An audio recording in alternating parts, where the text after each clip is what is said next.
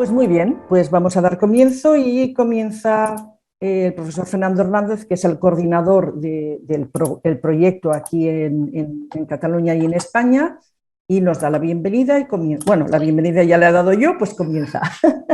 Bueno, pues muy buenas tardes. Muchísimas gracias por estar aquí, por responder a nuestra invitación. Supongo que va a haber otras personas que se van a unir a la doble invitación de participar en esta sesión y al mismo tiempo la otra invitación de tener un papel activo y directo desde el lugar institucional que se ocupa precisamente como para compartir ese saber dentro del tema que queremos poner en debate y también por poder compartir. Bueno, el título de la presentación es que hemos aprendido sobre cómo los sistemas educativos responden a la diversidad del alumnado. Y bueno, el hecho es, y este es el punto de partida, es que las poblaciones cada vez son más diversas. En la Unión Europea, el 1 de enero del 2020 vivían 447 millones de personas, de las cuales pues 50 millones procedían de otros países o habían nacido, otros países fuera de la Unión Europea o que habían nacido fuera de la Unión Europea.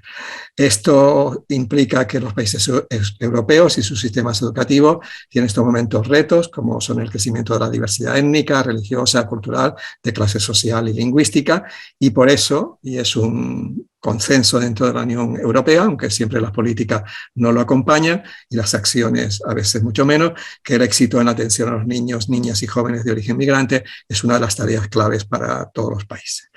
Fue por esto que, teniendo en cuenta esta condición y esta circunstancia, pues hace 4 años se lanzó un call dentro de Horizon 2020 de la Unión Europea, precisamente para promover investigaciones que pudiesen poner el foco en cómo los sistemas educativos ofrecían alternativas a estas poblaciones y cómo estaban siendo estas alternativas para precisamente promover su inclusión y su participación social. Uno de estos proyectos fue el proyecto MeCreate, Migrant Children and Communities in Transforming Europe, y que la idea era precisamente abordar diversos aspectos de la relación de los niños y jóvenes con el proceso educativo, y la peculiaridad era hacerlo desde un enfoque centrado en el niño, que se llama Child Centered Approach. Esto tiene una cierta peculiaridad porque la mayor parte de los estudios se hacen desde las perspectivas de los adultos y simplemente se toman a los niños y a los jóvenes como alguien que responde a las cuestiones, pero no que están realmente involucrados en el proceso de la investigación de principio al final. Una de las cuestiones que se planteaba en el proyecto MeCreate era investigar precisamente desarrollando toda una serie de actividades, de las que apuntaré luego alguna, con los migrantes recién llegados, con los que ya eran de larga duración y con los niños y niñas que ya eran locales, porque habían nacido en Eslovenia, Dinamarca, España, Reino Unido, Austria y Polonia, y esta investigación se ha llevado a cabo entre septiembre de 2019 y terminará pues con un encuentro y un congreso en Eslovenia en junio de 2022. Una de las cuestiones que nos ha permitido el proyecto MeCreate es entrar en contacto directa o indirectamente con más de 6.000 niños y niñas y jóvenes que han participado en las tareas de la investigación y, como he dicho ya, incluidos los que son recién llegados, los que ya llevan mucho tiempo y los que ya son locales, por decirlo así, y además, y esto es una peculiaridad de este proyecto, que también hemos trabajado con las personas que viven en campamentos, en centros de detención y en hogares de asilo. Lo que ha generado el proyecto es un espacio donde los niños, niñas y jóvenes de diferentes edades podían comunicar y compartir sus experiencias, presentar sus necesidades, deseos y expectativas, hablar sobre qué es importante para ellos y qué les hace sentirse felices y seguros. Esta cuestión es muy importante. Como os podéis imaginar, un proyecto de 3 años significa muchas actividades, muchos estudios, muchas acciones de intervención directa, etcétera. Pero sobre todo aquí voy a hablar sobre lo que ha sido más el trabajo de campo en las escuelas y alguna actividad de difusión que hablarán mis colegas después y sobre todo cómo poder generar alternativas innovadoras y sobre todo recomendaciones políticas. Y luego estamos intentando desarrollar, y esto lo hemos hecho ya en semanas anteriores con educadores de diferentes países y también en Cataluña, lo que se llaman laboratorios de participación y colaboración, que, bueno, se extienden en la Unión Europea, pero también en otros países. Para la presentación de esta tarde me he centrado en uno de los informes, que fue uno de los informes que coordinamos desde Barcelona. Y la idea de este informe era hacer un estudio en diferentes escuelas. Ahora entraré en detalle de los 6 países que estamos más implicados en este proyecto y luego en 6 escuelas hacer un trabajo de campo más en profundidad.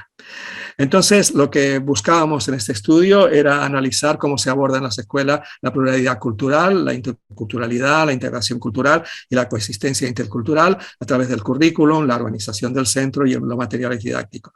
Identificar los factores que impulsan o obstaculizan las estrategias utilizadas, el papel del personal educativo para abordar la diversidad cultural de todo tipo y sobre todo para evitar la segregación y mejorar las habilidades y el bienestar de los niños, las niñas y los jóvenes. Además de observar y evaluar los enfoques en relación a la inclusión que se desarrollan en las diferentes escuelas y en los diferentes sistemas y la última cuestión era proporcionar datos, evidencia, para fundamentar el diseño de este laboratorio, estos laboratorios de integración y sobre todo, y esto hablarán, insisto, mis compañeras después, para hacer recomendaciones para las políticas. Tengo solo que decir un breve apunte que la comparación entre países siempre es una cuestión compleja, es una cuestión difícil, porque estamos explorando fenómenos educativos que se caracterizan por su singularidad, por su contextualización y explicar similitudes y diferencias y apoyarlo con determinados argumentos para predecir lo que puede suceder no siempre es una buena medida. La búsqueda de puntos comunes y diferencias a veces reduce la riqueza de los detalles empíricos y en favor de rasgos que homogeneizan y demás. Por eso, aunque lo que voy a aportar en la segunda parte sean más esos rasgos que vemos comunes, he intentado mantener la diferenciación también por países. Y bueno, sobre todo lo que hemos pretendido en el proyecto MiCreate es generar conocimientos y promover una mayor comprensión sobre la situación de los niños, niñas y jóvenes en las escuelas y arrojar alguna luz sobre la complejidad de las acciones y las historias y las representaciones que esta comprensión puede generar. Bueno, el estudio del que partimos es un estudio que tuvo 2 fases. En la primera fase se trabajaron con 15 escuelas por país. Esto no se ajustó siempre y en varios casos hubo más de 15 escuelas, lo que hizo que en total fueran 88 escuelas con un alto nivel de diversidad cultural, religiosa, lingüística y de clase social. Buscábamos que al menos el 50% de los niños y las niñas fuesen de origen migrante o que tuviesen tradición de migración. Intentamos en la muestra equilibrar escuelas públicas, privadas y semiprivadas o concertadas, escuelas primarias y secundarias y hacerlos en ciudades con mayor índice de migración y en diferentes partes del país. Por ejemplo, en el caso de España, pues aparte de Cataluña, que fue un lugar preferente porque precisamente es donde el grupo está, pues trabajamos con escuelas de Andalucía, con escuelas de Aragón, con escuelas del País Valenciano, etc. En la segunda fase se hizo un estudio ya más en profundidad, con un trabajo de campo en 36 escuelas, entre los que se seleccionaron, entre las cuales participaron en la primera fase, y eran escuelas que podían informar sobre los temas de la investigación. Y en esto pues tuvo una importancia muy grande la proximidad geográfica a la hora del centro de investigación, en este caso del grupo de Esbrina. Entonces, explico cuáles son las preguntas que hemos intentado responder y luego pues algunas de las respuestas. ¿Cómo abordan las escuelas y los institutos la inclusión? Porque eso es importante, los institutos también estuvieron. ¿Cuáles son los conocimientos y percepciones, actitudes sobre la integración de los niños y niñas? ¿Qué conocimientos y percepciones y actitudes tienen los centros sobre la migración? ¿Cómo afecta la diversidad en un contexto migratorio a la escuela? ¿Cómo se reconocen las escuelas en sus barrios? ¿Cómo afecta la diversidad lingüística, religiosa y cultural a la vida escolar? ¿Cuáles son los resultados y trayectorias académicas de los alumnos? Cuestión esta muy importante. Y la tercera pregunta es ¿qué recursos y facilitadores se utilizan para la inclusión? Y vinculado a esto, ¿cuál es el papel de las políticas de acogida en la escuela? Lo que queremos compartir, lo que viene ahora y en los minutos que me quedan, es cómo abordan las escuelas la inclusión, qué percepciones y actitudes muestran y declara la comunidad educativa y cómo, y lo que se ha aprendido de cómo se contribuye mejor al éxito académico, limitándonos al éxito académico porque el éxito social no siempre depende de las instituciones educativas. Vale. Entonces, ¿cómo abordan las escuelas e institutos la integración? Hemos visto que hay diferentes enfoques. Me voy a centrar de forma muy simple, voy a señalar algunas cuestiones que se plantean por país. El primer enfoque, y este enfoque todavía continúa estando presente, es el enfoque asimilacionista, que lo que busca es normalizar a los recién llegados mediante su adaptación a la sociedad dominante o a la sociedad de acogida, que se dice de forma eufemística, donde se supone que deben renunciar a sus identidades originales. Esto en Austria aparecía muy clara. Y esto se lleva a cabo ayudándoles a integrarse en la escuela y en la sociedad, conociendo la cultura local y sobre todo difundiendo la lengua, intentando difuminar la lengua que hablan, la cultura, etc. Y adquiriendo y construyendo una identificación con la cultura local y la cultura europea. Como ven, en cada una están los países en donde esto se ha visto más claro.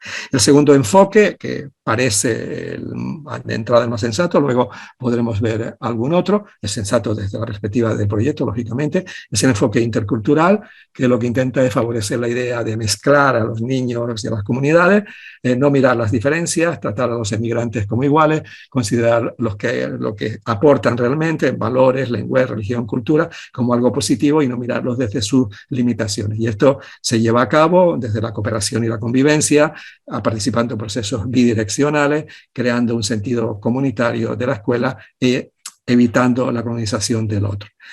El tercer enfoque es el enfoque holístico, que entiende la integración de forma estructural, no solo en la escuela, y este quizás sea la opción que más se sugiere dentro del proyecto, considerando todos los agentes sociales e instituciones que participan en la acogida de los migrantes. Y esto es muy importante porque muchas veces se pone el peso en la escuela y no se tiene en cuenta que la escuela está dentro de una red y si toda la red no funciona, la tarea que hace la escuela queda desmerecida. Y la idea es involucrar a todos los actores, ya no solo los actores escolares, sino fuera de la escuela, y se trata de promover una acción integral en el que se tienen en cuenta las diferencias individuales y se adopta una postura inclusiva respecto a las costumbres y prácticas de los orígenes culturales. Y el cuarto, que también está presente y ha aparecido últimamente en Dinamarca, es el enfoque segregacionista, que considera que la mejor manera de tratar a los niños inmigrantes es separarlos fuera del sistema escolar normal como la vía más prometedora para su integración. Esto es la primera pregunta, cómo abordan las escuelas e institutos la integración. La segunda tiene que ver con las percepciones y las actitudes. La primera es la consideración de la migración como una oportunidad para las escuelas y los centros educativos, porque enriquecen a la comunidad local, porque pueden beneficiar a toda la comunidad local, porque se abordan problemas que de otra manera no se abordarían, porque se considera incluso que, y esto es una realidad también, que cuidando la emigración esto repercute en la economía de los países de manera favorable y que si la escuela se adapta para que las familias sean acogidas, van a conocer mejor sus condiciones y sus necesidades, esto favorece a todo el colectivo y a toda la realidad. Por lo tanto, hay una primera posición que la migración es una oportunidad. La segunda es que la inmigración es un fenómeno inevitable, es un hecho, es un reto que hay que afrontar, que no es algo incómodo o difícil, que se acepta como algo natural, que lo que hay que hacer es tratar a los niños y las niñas no como inmigrantes, sino como niños y niñas y como alumnos, sin adjetivo, y que hay que celebrar de manera positiva la diversidad como un logro. Hay algunas escuelas que hay familias que optan, familias europeas, que optan por esas escuelas precisamente por su diversidad y que es una parte de la identidad de la escuela. Hay una frase de una escuela que sintetiza esta posición o esta percepción: es una realidad, es un reto, pero no es un estigma. Una siguiente percepción, y esta también está extendida, es que la migración se vive como un problema, por lo tanto la multiculturalidad es un estigma, es un problema que afecta al proceso de aprendizaje, es un tema controvertido, es una fuente de segregación, genera una imagen negativa, esto se señala mucho en Austria, y por las dificultades de comunicación, las desventajas emocionales, etcétera, etcétera, esto también afecta negativamente, ¿no? Y incluso en España hemos detectado algunas familias locales con una fuerte aversión precisamente a la presencia de inmigrantes en sus escuelas, pues porque baja el nivel, porque se deshomogeneiza, etcétera. Bueno, y esta sería la tercera y última parte. a pesar de toda esta realidad, a pesar de todas estas percepciones, hay iniciativas y movimientos que realmente se centran y que ya nos dan evidencia de cómo se puede promover el éxito académico de estos colectivos. Entonces, el primer factor a tener en cuenta y a promover es la motivación de los estudiantes, la apertura de mira, el impulsar sus aspiraciones, el hecho de ser comunicativo, el que tener iniciativa y contar con un entorno de apoyo, la confianza de los alumnos en sí misma, esto es muy importante, por tanto las escuelas que trabajan en esta dimensión, luego las expectativas de éxito son mayores, y por último el apoyo a la familia, o sea, no se puede abordar el trabajo de la escuela si no se cuenta con el apoyo en la familia y sobre todo con la vinculación con un profesorado y unos directores implicados más allá de lo cotidiano, también en los deberes, en las formas de entender el estudio y el papel de la lengua local. Y acabo, y esta es la última, es no olvidar que las trayectorias educativas de los alumnos están condicionadas por los niveles socioeconómicos y que si estos niveles socioeconómicos no varían, su relación y su éxito escolar y educativo difícilmente cambiará. Muchas gracias por su atención y ahora paso a la siguiente intervención de mis colegas, creo que son Juana y Judith. Bueno, muchas gracias, Fernando, por haberte ajustado bastante mucho al tiempo, porque aquí vamos. Y ahora nos toca a Judith Onses. Bueno, nosotros aquí en Barcelona somos un grupo bastante grande. Si entráis en la página web del proyecto veréis que somos Control L. Tengo que... ¿No me sale ahora? Control L, sí. Ahora, ¿sale pantalla completa? No me sale. Tendrás que seleccionar la ventana, Juana. Si bueno, haces aunque no clic salga sobre la ventana y... no me sale la pantalla completa con control L, Xavi.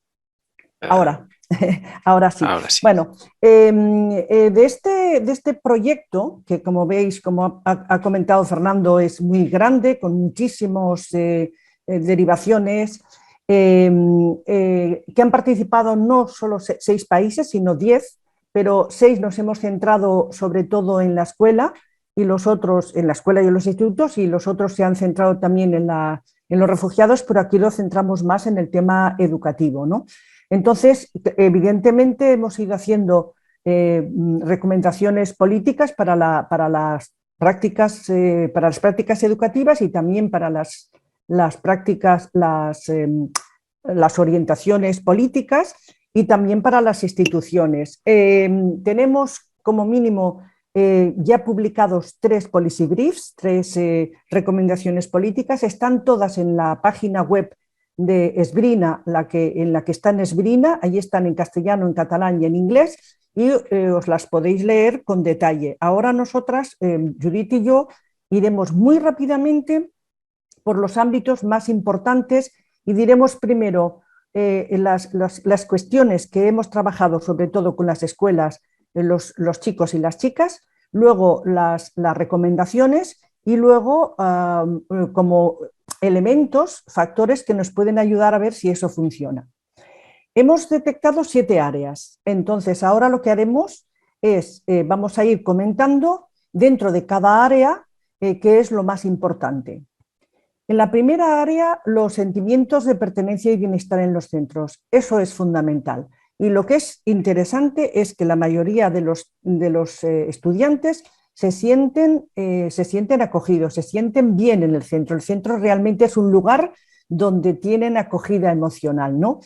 Pero esto no es homogéneo. O sea, siempre hay algunas situaciones en las que los niños y las niñas, pues porque no encuentran el alumnado o el profesorado más adecuado, pues no se sienten tan acogidos. Pero en general hay un sentimiento de pertenencia y bienestar que es fundamental para poder desarrollarse y educarse.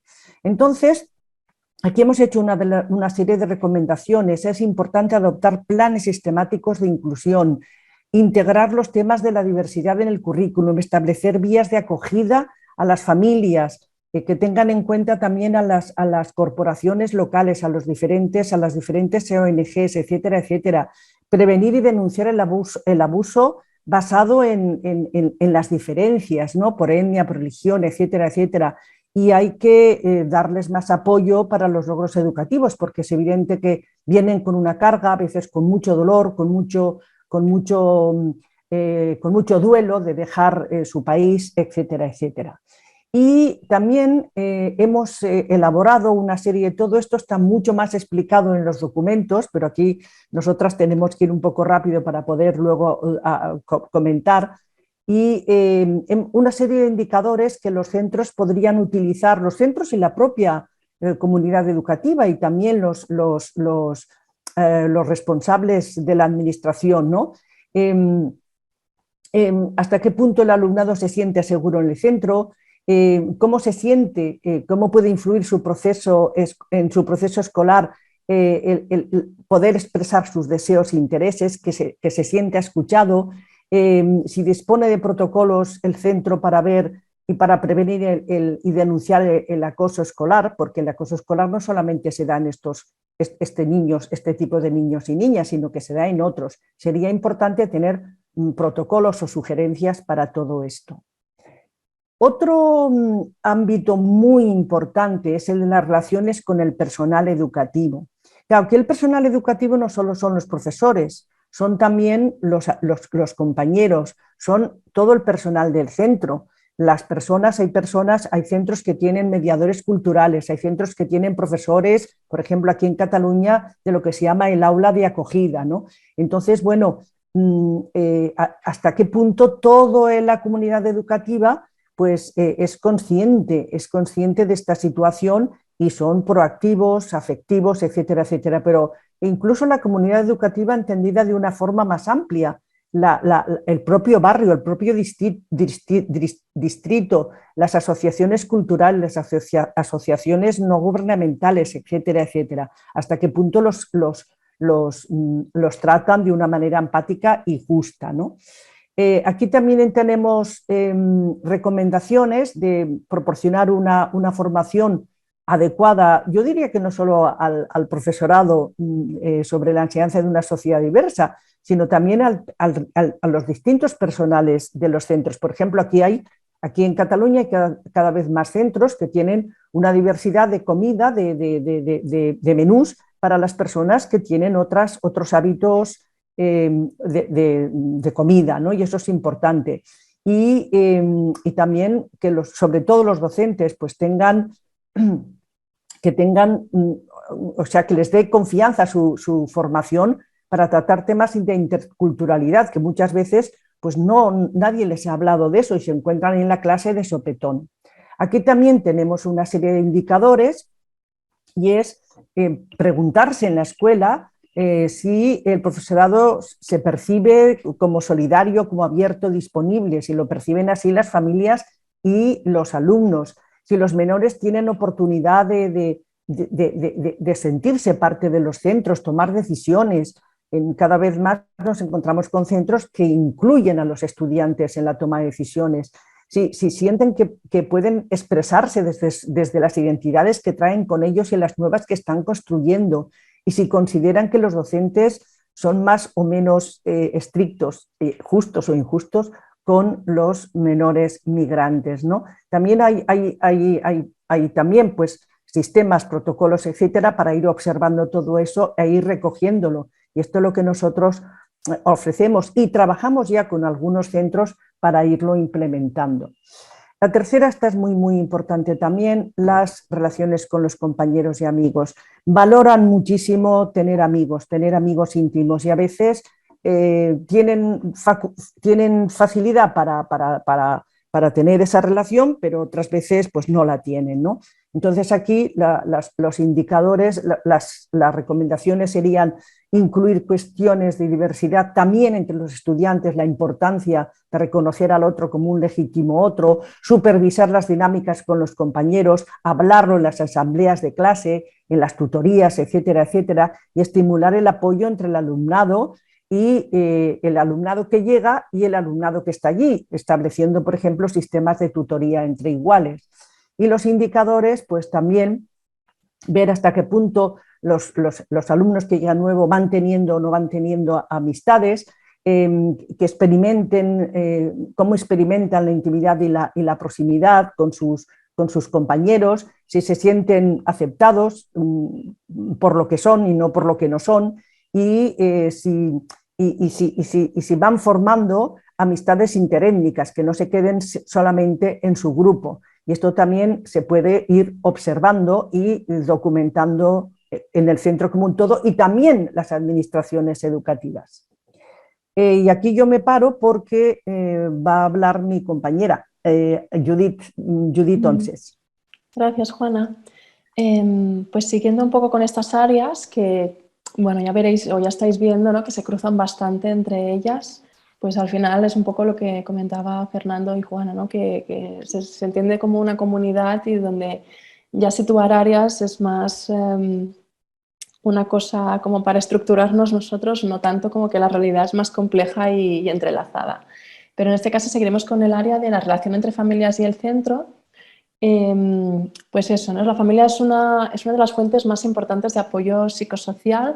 Se ha observado que es una fuente de identidad y sentimientos de pertenencia y seguridad, tanto para los niños, niñas y jóvenes, como también para las propias familias. Sentirse parte de esos centros de la comunidad educativa también es muy importante para que ellas se sientan implicadas e incluidas en este ecosistema educativo y social. Por lo tanto, ¿pasas, Juana? Por favor. Gracias. Se recomienda... vale, gracias. Se recomienda, en este caso, mejorar la comunicación y la inclusión de las familias, especialmente en los centros de secundaria, porque sí que en primaria se han observado que hay muchas estrategias y proyectos o muchas iniciativas que intentan integrarlas y el resultado es bastante positivo, bueno, como favorable de que bastantes familias se incluyen, pero en secundaria parece que ya se pierde un poco este vínculo. También desarrollar directrices sistematizadas sobre cómo las escuelas deberían incluir a estas familias ya desde un principio, es decir, tener alguna especie de protocolo de inclusión o de acogida, no solo para los niños recién llegados, sino también para esas familias tener un documento o plan de acogida que les pueda ayudar también a sentirse desde el primer día parte de esta comunidad educativa. En cuanto a los indicadores, hemos sugerido los siguientes, ¿no? De que si los menores se sienten apoyados por sus familias en su educación, que también es importante, ¿no?, que ellos también perciban que van en una línea educativa similar, tanto la escuela como la familia, ¿no? Y que su hogar también sea como un sitio seguro. También la implicación de las familias en la educación de sus hijos. Esto conlleva pues, que no solo se impliquen en las reuniones de rigor de tutorías, sino también en reuniones de escuelas con docentes que puedan sugerir e implicarse más allá de las tutorías fijadas o prefijadas en el plan educativo. También eso, ¿no? Se anima a las familias a que se sientan pues, apoyadas por el personal de la escuela y por tanto sientan que puedan participar, ¿no? Encuentren un lugar donde poder aportar también desde su bagaje muchas veces multicultural, como se ha visto. Y también si existe información accesible y escrita sobre la escuela para las familias en varios idiomas, de modo que puedan comprender desde un inicio el plan educativo, el proyecto de escuela, si lo hay, y así como facilidad para acceder a traductores y mediadores en caso de necesidad. Por lo que hace al área de políticas lingüísticas, conecta un poco con lo que ahora comentábamos, de que también los menores recién llegados a menudo tienen inseguridad o ansiedad por su competencia en el hablar la lengua, ¿sí?, del país de acogida. Entonces, les entran miedos, inseguridades, no se sienten acogidos hasta que ven que dominan el idioma. Entonces, en este caso también se recomiendan un seguido de puntos, como son, por ejemplo, introducir más horas legalmente garantizadas para el aprendizaje de las lenguas oficiales, a poder tener profesores bilingües o multilingües más cualificados que puedan comunicarse con los menores en su propia lengua. También contamos como que estos infantes muchas veces no dominan el idioma del país de origen, pero sí conocen 5, 6, 7 lenguas otras. Entonces, tener profesorado que no solo domine las 2 oficiales del país, también puede ayudar a esta integración o fácil asimilar, ¿no?, como que aprendan la lengua más rápido, ¿no? Proporcionar también apoyo lingüístico, perdón, Juana, un momento.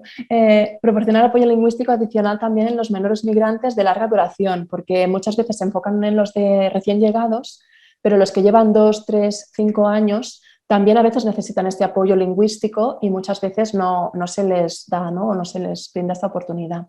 En cuanto a indicadores, van un poco enfocados a eso, ¿no? De si los centros disponen o no de un número suficiente de personal calificado para enseñar esta lengua oficial, si los menores pueden autoevaluar su nivel de competencia en la lengua oficial y pueden recibir, en este caso, pues mayor apoyo con horas docentes extras, si lo necesitaran, que encuentren oportunidades y se sienten bienvenidos al hablar su lengua materna en la escuela. Es importante también eso, que aparte de la lengua oficial del país de origen, de acogida, también ellos encuentren que su lengua propia es valorada.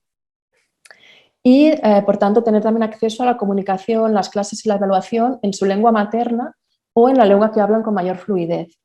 En cuanto al área de diversidad, hemos encontrado que las identidades de los menores migrantes normalmente están ancladas en entornos diversos y transnacionales, es decir, no solo provienen de un país de origen, sino que a veces por su configuración familiar provienen de 3 o 4 países diferentes. Por lo tanto, tienen esta característica más transnacional que conlleva que tengan vínculos importantes en varios países y culturas, no solo en uno. Y sin embargo, estas diferentes identidades del alumnado pueden quedar aparcados en el currículo no multicultural, ¿no? Como comentaba también antes Fernando y Juana en algún punto, y que los métodos de enseñanza que aplican muchas escuelas no incluyan esta transnacionalidad o multiculturalidad.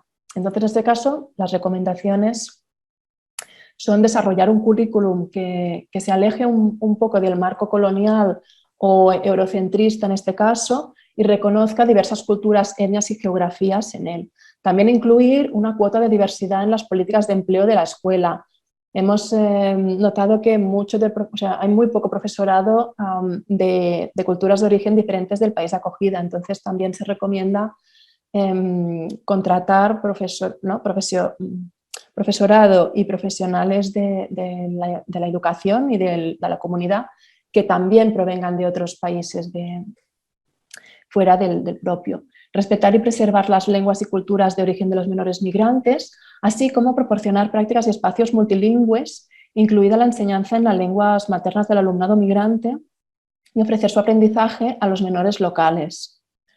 En cuanto a los indicadores, se han propuesto que los menores migrantes, si viven su identidad cultural como bienvenida pero no expuesta, si tienen la oportunidad y se sienten cómodos al compartir su experiencia de transnacionalidad, si los menores locales aprecian también esta diversidad en la escuela, es decir, que lo vean como una riqueza de la escuela y no, como se comentaba antes, como un problema, y que si los menores tienen docentes de orígenes diversos y o docentes de su procedencia cultural y hablan su lengua materna, o al menos alguna de las que ellos dominen. Finalmente, encontramos la área de la capacidad de acción de niños y niñas en el centro, que se centra en que los menores, como hemos comentado, ¿no? Juana también lo ha comentado un poco, pueden influir activamente en sus vidas y en el proceso de integración. Aunque esto a menudo no se reconoce. Entrevistando a los niños y niñas y jóvenes, comentaban que a veces no encontraban estos espacios donde precisamente la riqueza cultural que hay de diversidad cultural en sus aulas no se veía reflejada en las prácticas o actividades que hacían normalmente en la clase. Entonces, es un punto también a tener en cuenta. Pues para la inclusión es necesario pasar de un enfoque centrado en... Ay, perdón, aún no, Juana, un momento. Gracias. Centrado en el adulto a pasar en un enfoque más centrado en la infancia, de modo que todos los menores se conviertan en activos a la hora de definir problemas y plantear soluciones pues basados en sus necesidades y realidades. Entonces se recomienda en este caso apoyar a estos menores para que participen en la definición y desarrollo de las políticas escolares, asegurarse de que se tengan en cuenta sus opiniones y necesidades y aumentar también la participación de los menores migrantes en los consejos de alumnado, por ejemplo, creando comisiones o que ellos sientan que no solo están decidiendo en su propio aula, sino también en decisiones de más amplio rango que influyen en su comunidad educativa. Entonces, aquí los indicadores que se proponen sería si los menores tienen la oportunidad de participar en la definición y desarrollo de las políticas y normas de la escuela, teniendo en cuenta sus opiniones y necesidades, así como si participan en los consejos del alumnado u otras propuestas e iniciativas a nivel más de gestión y de creación de currículum y de proyecto de escuela. Vale, hasta aquí esta presentación. Esto sería, nos quedan 4 minutos. Judith, solo decir que, como os podéis imaginar, prácticamente todas las escuelas en las que hemos trabajado son escuelas públicas. Hicimos un trabajo en una concertada, pero digamos que el nivel de complejidad y de riqueza cultural, porque para nosotros es una riqueza, no tenía nada que ver, y quienes realmente están llevando todo el peso y a la vez yo creo que son experiencias muy, muy ricas educativa y culturalmente, son el profesorado de la escuela pública. Yo creo que hay que decirlo, y que eso también está muy relacionado con todos los informes que está sacando Save the Children, que está sacando la propia OCDE, etcétera, etcétera, que sitúan a España como uno de los países con más escuelas gueto. Y bueno, las escuelas con las que hemos trabajado nosotros están haciendo una labor inmensa para, bueno, de alguna manera reivindicar la importancia de la educación pública y de la educación en el siglo XXI, que es el que tenemos. Quedan 2 minutos. Si alguien quiere hacer algún comentario o pregunta, no sé si tú, Judith, quieres añadir algo. No, bueno, yo por mi parte eso, un poco añadir lo que tú habías comentado, que en realidad son escuelas que lo ven como una posibilidad, precisamente la diversidad cultural, pero sí se encuentran con dificultades en cuanto a recursos y que tal vez eso, ¿no? Introducir algunas políticas concretas les ayudarían bastante a poder sobrellevar este proyecto de escuelas más multiculturales y de riqueza en la diversidad. Sí, o como nos decía una de el equipo directivo de una de las escuelas donde hemos trabajado, que para mí hace una labor increíble, por lo menos a que no los humillen y a que no los ignoren, porque a veces se sienten, no tenéis los resultados, ¿no? Y dices, bueno, espera, vamos a ver, ¿no? O sea que, ¿alguien quiere hacer algún comentario rápido? ¿En el chat o verbalmente? ¿Podéis levantar la mano o podéis hablar en el chat? Bueno, pues seguimos pensando y quizás hacia el final, y entonces, bueno, pues pasaremos la palabra a Dilara Ekmen, que es de la Comisión Catalana de Ayuda al Refugiado, que estamos en contacto con ellos, porque aunque nosotros no hemos trabajado directamente aquí, no teníamos la parte de refugiados, en el proyecto sí que se ha trabajado. Entonces oiremos a Dilara sobre el caso de los menores migrantes sin referente familiar, que es algo importante porque muchas veces también lo reciben las escuelas. ¿Dilara? Hola, buenas tardes. Agradeceros el espacio, primero como organización, porque como bien has dicho, ¿no? Nosotros trabajamos con menores migrantes sin referentes familiares con una casuística concreta que son solicitantes de protección internacional, que creo que es un aspecto muy invisibilizado dentro del colectivo de migrantes sin referentes familiares menores.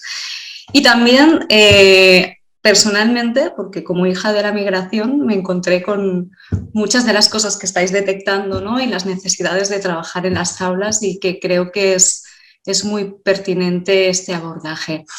Entonces, para contextualizar un poco, porque creo que nuestro ámbito de actuación difiere un poco, ¿no? de la línea de vuestra investigación, pero que creo que a la vez se complementa mucho. Es decir, que como decías, nosotros somos una organización que trabajamos con refugiados, solicitantes de protección internacional, y específicamente en el caso de migrantes menores solicitantes de protección internacional. Y lo hacemos desde dos ámbitos, ¿no? Desde la atención a las personas, es decir, llevamos toda la parte jurídica, pero también de la incidencia política.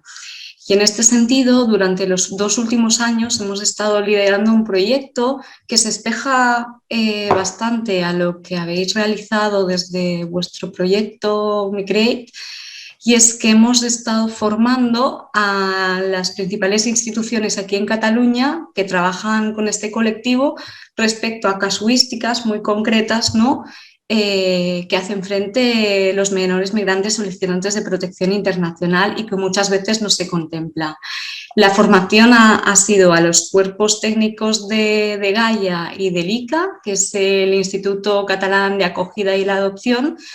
¿Por qué? Porque también uno de los objetivos de este proyecto era el de, bueno, empezar a vislumbrar, ¿no? Que ahora con Ucrania se ha visto y se ha materializado que la acogida tiene que pasar por formas no institucionales, es decir, la acogida familiar y la acogida en un tipo de recursos que permita un trabajo mucho más personal con los menores que están aquí en Cataluña.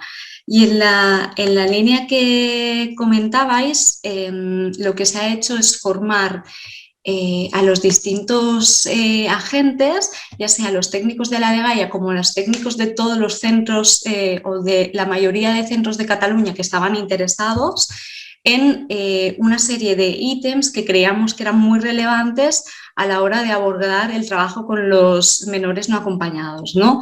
Uno, la necesidad de trabajar teniendo en cuenta el país de origen, ¿no? Porque esto permite visibilizar seguramente cuáles son los motivos, ¿no? Que han provocado el inicio del viaje de este menor. Conflictos, persecución, torturas, pertenecer al colectivo LGTBI en regiones, ¿no? En donde esté penado o esté socialmente castigado, el pertenecer a una minoría étnica, algunos que huían de un reclutamiento de las Fuerzas Armadas del país, o aquellos que también lo hacen con la perspectiva, ¿no? De mejorar las condiciones de vida personales, pero también familiares, ¿no? Y esto ha pasado indudablemente, ¿no? Para hacer unas recomendaciones para que se tenga en cuenta el impacto y el background cultural de estos menores, en muchos sentidos, pero también en tener en cuenta, ¿no? Que muchos provienen de una cultura colectivista, ¿no? Con unos roles y normas concretos y que se tiene que trabajar en este sentido, ¿no?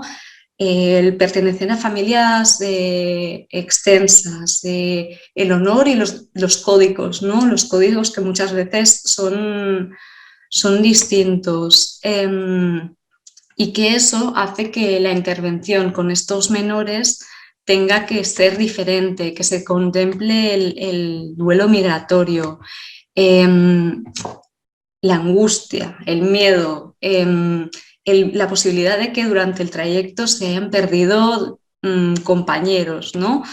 Y ha sido un proceso largo en que hemos detectado, ¿no? Que, como bien decíais vosotros también en el ámbito escolar, ¿no? Que la formación de los cuerpos técnicos muchas veces pues, requiere, ¿no? De consolidar ciertas habilidades en este sentido, ¿no? En la aproximación intercultural, en saber detectar posibles solicitantes de asilo entre las personas, ¿no? Entre los menores a los que acompañan, y también que a nivel de reclutamiento, ¿no? de las instituciones sería necesario que hubiera técnicos y técnicos, educadores sociales, trabajadores sociales, integradores que provinieran de backgrounds culturales parecidos a los de los menores por distintas razones, porque se pueden espejar, porque conocen el idioma y porque son un referente, ¿no? Y una fuente de autoridad que les puede hacer un itinerario en los que ellos se pueden espejar. Por otro lado, también la necesidad de que, como habéis dicho, haya personas que hablen distintos idiomas, ¿no? Porque si no, los procesos de trabajo con las y los menores son muy costosos. Y un punto que creo que es bastante interesante en el abordaje, ¿no?, con estos menores es que son menores sin referentes familiares en Cataluña, pero esto no significa que no tengan referentes familiares fuera de ella. Entonces, la necesidad que desde los profesionales de los distintos centros y de las instituciones se contacte con las familias, se busque el contacto de las familias, porque el trabajo con ellas es indispensable, porque es una fuente de autoridad y muchas veces en la decisión de emprender un viaje de estos menores está una decisión familiar. Entonces, esto es muy relevante que se pueda trabajar desde esta óptica, ¿no? Y que no sea solo desde una decisión del menor y como un hecho aislado. Esto ha sido como uno de los puntos, digamos, que han generado también más debate con los y las trabajadoras, porque no se había hecho como, digamos, este pensamiento de poder acompañarse de las familias que estaban en país de origen, porque las y los menores siguen, en la mayoría de casos, siguen en contacto. Todo este trabajo que estoy como explicando y que tiene otros puntos se ha hecho después de un proceso de investigación que ha culminado un informe con retos, oportunidades, recomendaciones a la administración pública, de análisis de datos, en los que han participado distintos stakeholders, desde instituciones, organizaciones, el ámbito académico, y también hicimos participar a niños y niñas extutelados, ¿no? Porque creíamos indispensable contar con su opinión a la hora de poder vertebrar cuáles serían las recomendaciones, ¿no? Cuál sería el camino que la administración pública tendría que hacer a la hora de trazar itinerarios en la que los menores se sintieran cómodos y a gusto. Y esto lo traigo a colación porque creo que, no sé si en esta intervención o en la anterior habéis dicho la importancia de sentirse cómodos en el aula, ¿no? Que esto es como crucial. ¿Qué tan cómodos se sienten en centros grandes? ¿Qué tan cómodos se sienten en pisos que no son pisos de 4 personas, sino que son pisos mucho más grandes? Repensar o no, porque este proyecto ha sido un proyecto compartido con otros países, ¿no? Repensar si los pisos mixtos son la opción más pertinente o si por el contrario tendría que haber pisos específicos para chicas porque quizá salen de contextos de violencias, ¿no? Y estas se puedan reproducir aquí. ¿Qué tan preparados están para tener estos abordajes?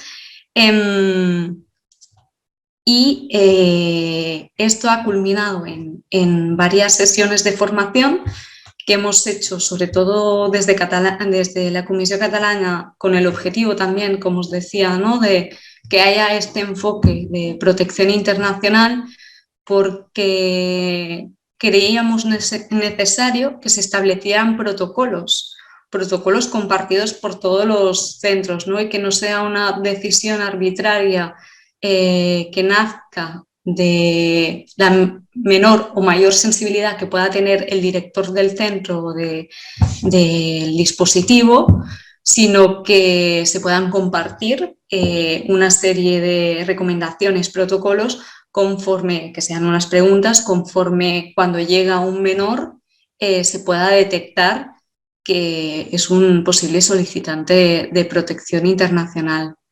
5 minutos, ¿no? ¿Tengo? Bueno, yo creo que voy a terminar, porque no sé si hay dudas, si a alguien le interesa algún punto en concreto, porque este es nuestro trabajo desde el ámbito de la incidencia en el sentido de la formación, como decíais, ¿no? En el ámbito, la comunidad, ¿no?, educativa al final va más allá del centro educativo y pasa inexorablemente porque todos los agentes, ¿no?, que forman parte del proceso y del acompañamiento de estos menores migrantes tengan las herramientas y los instrumentos que permitan que sus itinerarios académicos, escolares y vitales se lleven de un modo, digamos, que les facilite el camino y no les obstaculice, ¿no? Porque muchas veces, y lo que detectamos a través de las entrevistas, porque participaron en los procesos, pero después hemos tenido muchas entrevistas. De hecho, yo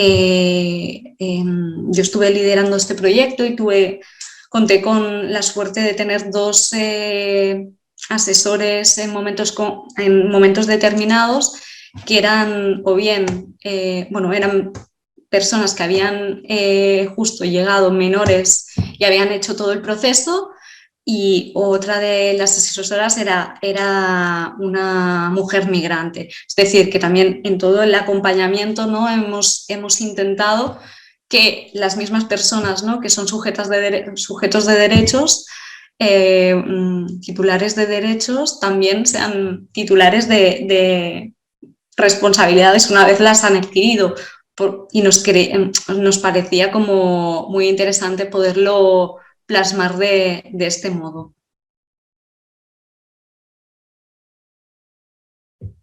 Creo que estás muteada. Sí, muchas gracias, porque claro, para nosotros como responsables de este proyecto aquí, el contacto con vuestra organización ha sido importante, porque claro, el tema de los menores no tutelados es fundamental para el sistema educativo. Y ya hemos establecido una relación y yo creo que vamos a trabajar más veces juntos, ¿no? Y podemos, pues quedan 2 minutos. Si hay alguien que quiere hacer algún comentario, alguna pregunta directamente a Dilara, o lo esperamos para el final. Muchas gracias, muchas gracias, porque es un tema, además, a mí una de las cosas que más me interpela es el tema del duelo de los niños migrantes. Exacto.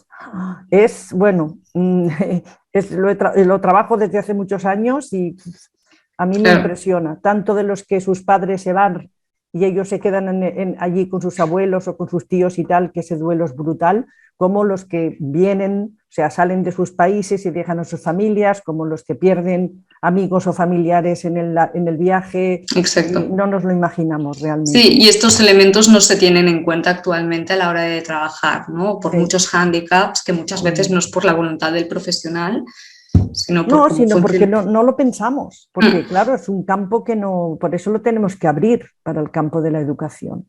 Sí, luego las presiones, ¿no?, que estos menores tienen en cuanto, si ha sido una decisión familiar, el poder enviar dinero rápidamente, ¿no? Y eso aquí es fundamental, la responsabilidad que sienten. Bueno, muchísimas gracias, y ahora vamos a pasar a la mesa redonda. Dándole las gracias a todas las participantes y a la coordinadora, María Peix, que es la coordinadora del área de cooperación de la Corporación Metropolitana de Barcelona. María. Sí. Hola, buenas tardes. Para continuar, ¿no?, incorporando miradas y reflexiones a todo este proceso, vamos a contar ahora con 4 expertas que vienen de territorios diversos, ¿no? Tenemos a Purificación Jaquet Valdelló, subdirectora general de Cooperación Territorial e Innovación Educativa del Ministerio de Educación y Formación Profesional. Hola, a Isabel Tolosana Sánchez, jefe del Servicio de Equidad, Inclusión y Aprendizaje Permanente del Departamento de Educación, Cultura y Deporte del Gobierno de Aragón. Hola, después tendremos a Laia Narciso Pedro, de Migraser Migracions, de la Universitat Autònoma de Barcelona. Hola, buenas tardes. Y por último a Gemma Piñol Jiménez, Head of Migration Policies and Diversity de Think and Do. Por tanto, tendremos 4 miradas diferentes que nos pueden aportar visiones, tensiones y alternativas para ir complementando y continuando en este proceso de reflexión. Cada una de ellas va a tener unos 7 minutos, pero luego sí que tenemos un espacio para preguntas y reflexiones colectivas que podrán estar dirigidas tanto a las 4 invitadas de la mesa, pero también al resto de de personas que han participado. Pues voy a dejar paso a la purificación de aquel. Sí. Hola, buenas tardes. Bueno, en primer lugar, agradecer la invitación a participar en este acto último de este proyecto, que muy interesante. Nosotros estamos como Ministerio muy preocupados por intentar que este colectivo también tenga la educación a la que tiene derecho, ¿no? Una educación de calidad. Bien, en general España recibió a los inmigrantes sobre todo en los años 2000. Yo recuerdo que por lo menos en Madrid llegaban 200 niños y niñas inmigrantes a la semana, y el sistema educativo la verdad es que no estaba preparado para recibir todo ese número de inmigrantes, y se tuvo que reciclar e intentar buscar fórmulas, pero que era difícil de hacerlo en tan poco tiempo, ¿no? Desde allí surgieron las aulas de acogida, las aulas de enlace, pero luego los alumnos estaban en las aulas y con todos los problemas que podían tener de no conocer bien el idioma, bueno, todo lo que se ha ido planteando, ¿no? Poco a poco se tiene tanto en los planes, en todas las políticas educativas, como por supuesto en los discursos también, se tienen muy buenas intenciones sobre tanto la acogida de los inmigrantes como la escolarización y como la inclusión educativa. La inclusión educativa, que se tiene que considerar como un proceso, ¿no?, en el que se tiene que trabajar las diferencias en el sistema educativo, en las aulas, en los centros educativos, y habría que ver de qué forma se trabaja esas diferencias para que todos los alumnos y alumnas tengan una educación de calidad y equidad, que tiene que ir siempre muy en combinación en la educación inclusiva.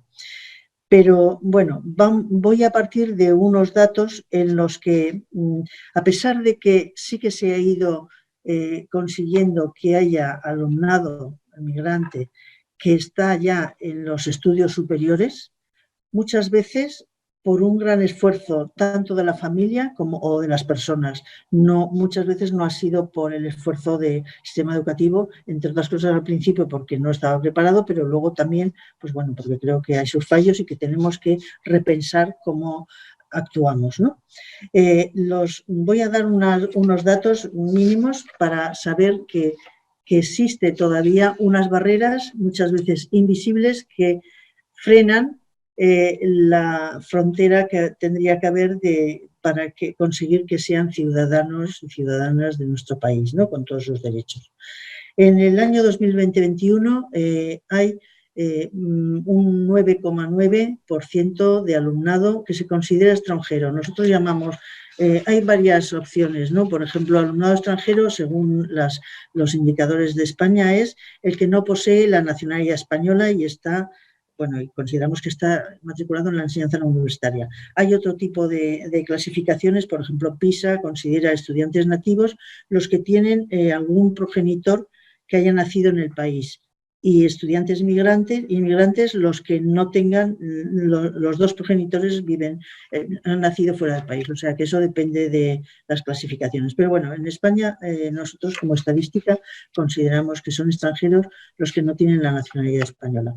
Por supuesto, ahí están también todos los extranjeros de países que no se puede considerar que sean migrantes, sino simplemente que sus familias han considerado, familias, por ejemplo, que provienen de la Unión Europea y que han decidido trabajar en España, que por ejemplo en Madrid, lógicamente al ser capital, pues hay muchas personas que son de esa clasificación. Pero nosotros vamos a considerar a todos, ¿no? Un 9,9. Pero bueno, después, teniendo en cuenta eso, sin embargo, los países que tienen más representación están, por un lado, lo primero es Marruecos, luego Rumanía, China y ya luego pues los otros países, ¿no? Bueno, lo que sí quería decir, cuando ya han hablado antes de los centros públicos, mientras que el 67,9% de los alumnos nativos están escolarizados a los 15 años en centros públicos, la escolarización aumenta hasta el 80% de los alumnos de origen inmigrante. ¿Eso qué quiere decir? que van más a los colegios públicos, como se ha dicho.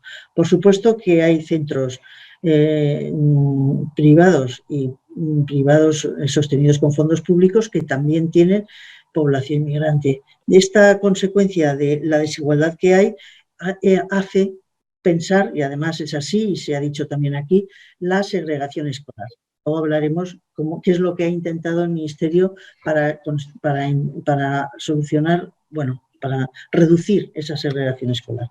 Bien, luego, por ejemplo, hay datos, se dice un 25,8% de los estudiantes nativos ha repetido al menos un curso, eso según los datos de PISA 2018, mientras que de origen inmigrante de primera generación se dobla, es un 50,3% y de segunda generación un 41,6%, o sea que es una brecha bastante amplia, ¿no? Luego, si se consideran los datos que hay sobre los que trabajan, los que están en educación, perdón, los que están en educación primaria, los que están en educación secundaria, los que están en secundaria o ya los que están en la universidad, ese porcentaje va reduciéndose. Y eso es lo que hace que consideremos que no tienen o sea, que su derecho a la educación no está suficientemente reconocido. No tanto por la acogida, sí algo por la escolarización y, por supuesto, por el modelo de educación inclusiva que deberían tener y que no tienen. Bueno, entonces, el Ministerio, ¿qué es lo que ante esta realidad, qué es lo que hace?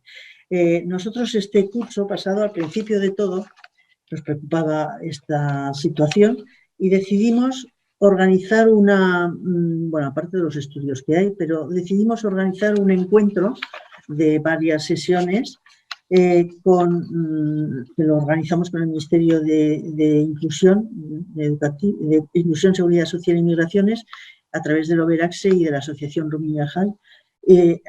Decidimos hacer unas sesiones de diálogo con asociaciones de familias inmigrantes, ¿no? Entonces, lo que fue saliendo allí, aparte de explicarles cuál era el sistema educativo, cuáles eran los recursos que pueden tener y que por falta de información no acuden a esos recursos, bueno, lo que nos fueron planteando es, en primer lugar, la situación socioeconómica, que ya lo sabemos que eso es algo importante, la situación laboral que tienen, los bajos ingresos, el nivel educativo de las familias, dificulta muchas veces ese seguimiento escolar, el acceso a material escolar, el acceso a participación de actividades extraescolares, el acceso a la relación con el colegio, la precariedad de las viviendas, los pocos espacios que tienen para conseguir trabajar los niños y niñas sus deberes y sus estudios, el poco acceso digital, la brecha digital que a veces tienen, la falta de recursos informáticos, etcétera, ¿no? Eso lo conocíamos, pero bueno, ellos nos lo plantearon con bastante crudeza. Algunos de ellos, por cierto, que las sesiones las hacían en el coche porque venían del trabajo y las hicimos hasta las 9:30 de la noche, pero eso quiere decir que les resulta muy difícil a veces acceder y tener relación con los centros educativos, ¿no? Bueno, otra cuestión que plantearon fue las dificultades idiomáticas y luego la falta, y eso insistieron mucho y vosotros también habéis insistido, la falta de acompañamiento y apoyo psicosocial.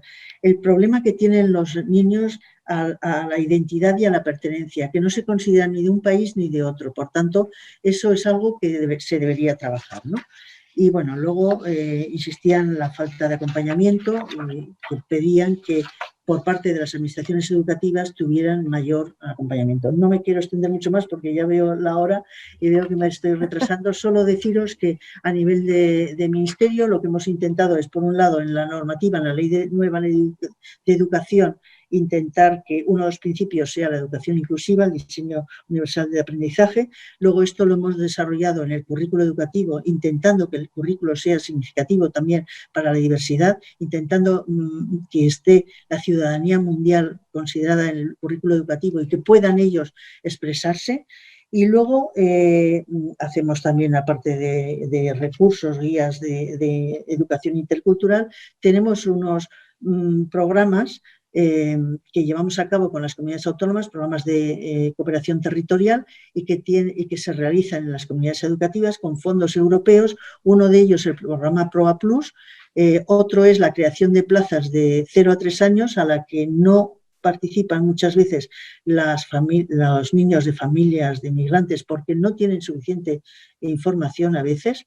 Y luego otro programa es las unidades de acompañamiento y orientación, donde profesionales del Departamento de la Orientación acompañan a determinados niños de forma individual y trabajan también con las familias para que esos niños y niñas consigan la mayor educación posible y no abandonen el sistema educativo.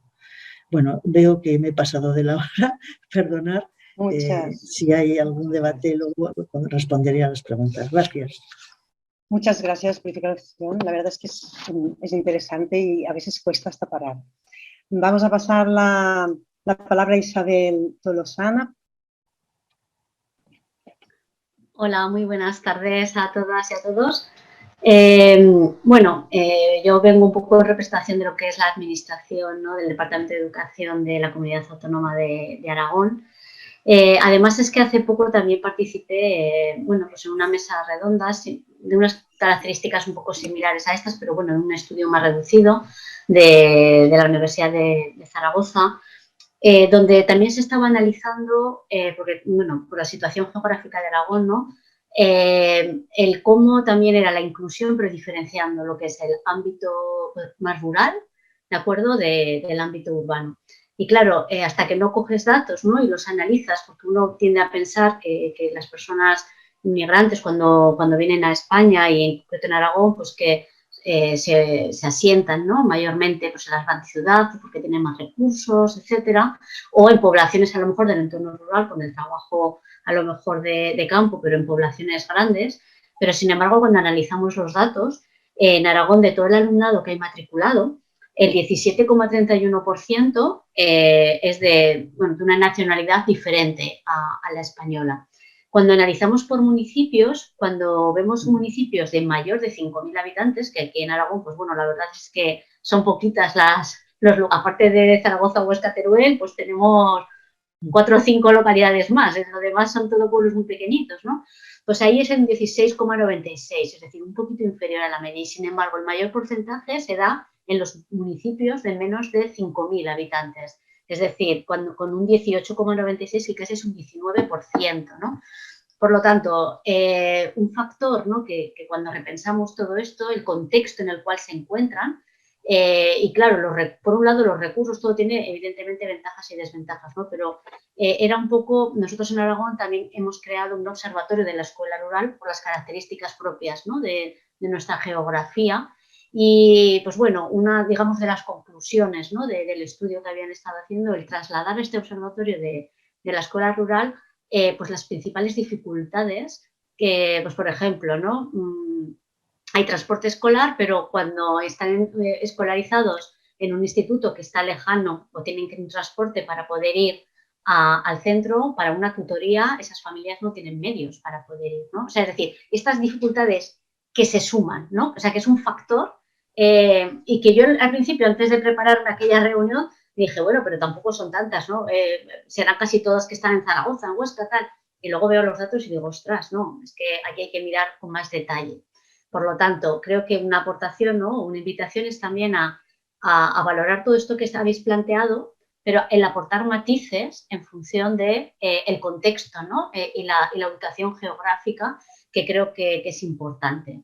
Eso por un lado. En cuanto a un poco lo que comentaba Purificación, es cierto, ¿no?, que el boom hace unos años, que fue el que sucedió, ¿no?, que estábamos todos los centros y a ver cómo podemos dar respuesta. Era como un goteo constante, estabas en el centro, que ha venido otra persona que hoy se incorpora, ¿y este de qué país? Y bueno, afortunadamente sí que es cierto que aquella situación hizo que se establecieran pues una serie de estructuras, ¿no?, bueno, ¿cómo vamos a dar respuesta?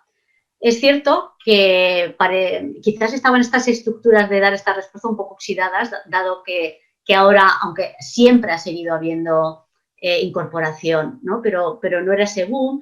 Ahora es cierto que cuando ha venido alumnado ucraniano es como, boom, vamos a poner, a ver, ¿qué mecanismo tenemos, ¿no? Evidentemente, bueno, comparamos la situación de hace unos años ahora y la respuesta ha sido súper rápida. ¿Por qué? Pues que ya tenemos una experiencia, teníamos una estructura, teníamos una formación que se había dado al profesorado, pero que hemos visto que hace falta retomarla porque, claro, no podemos estar formando de todos los temas todos los años, ¿no?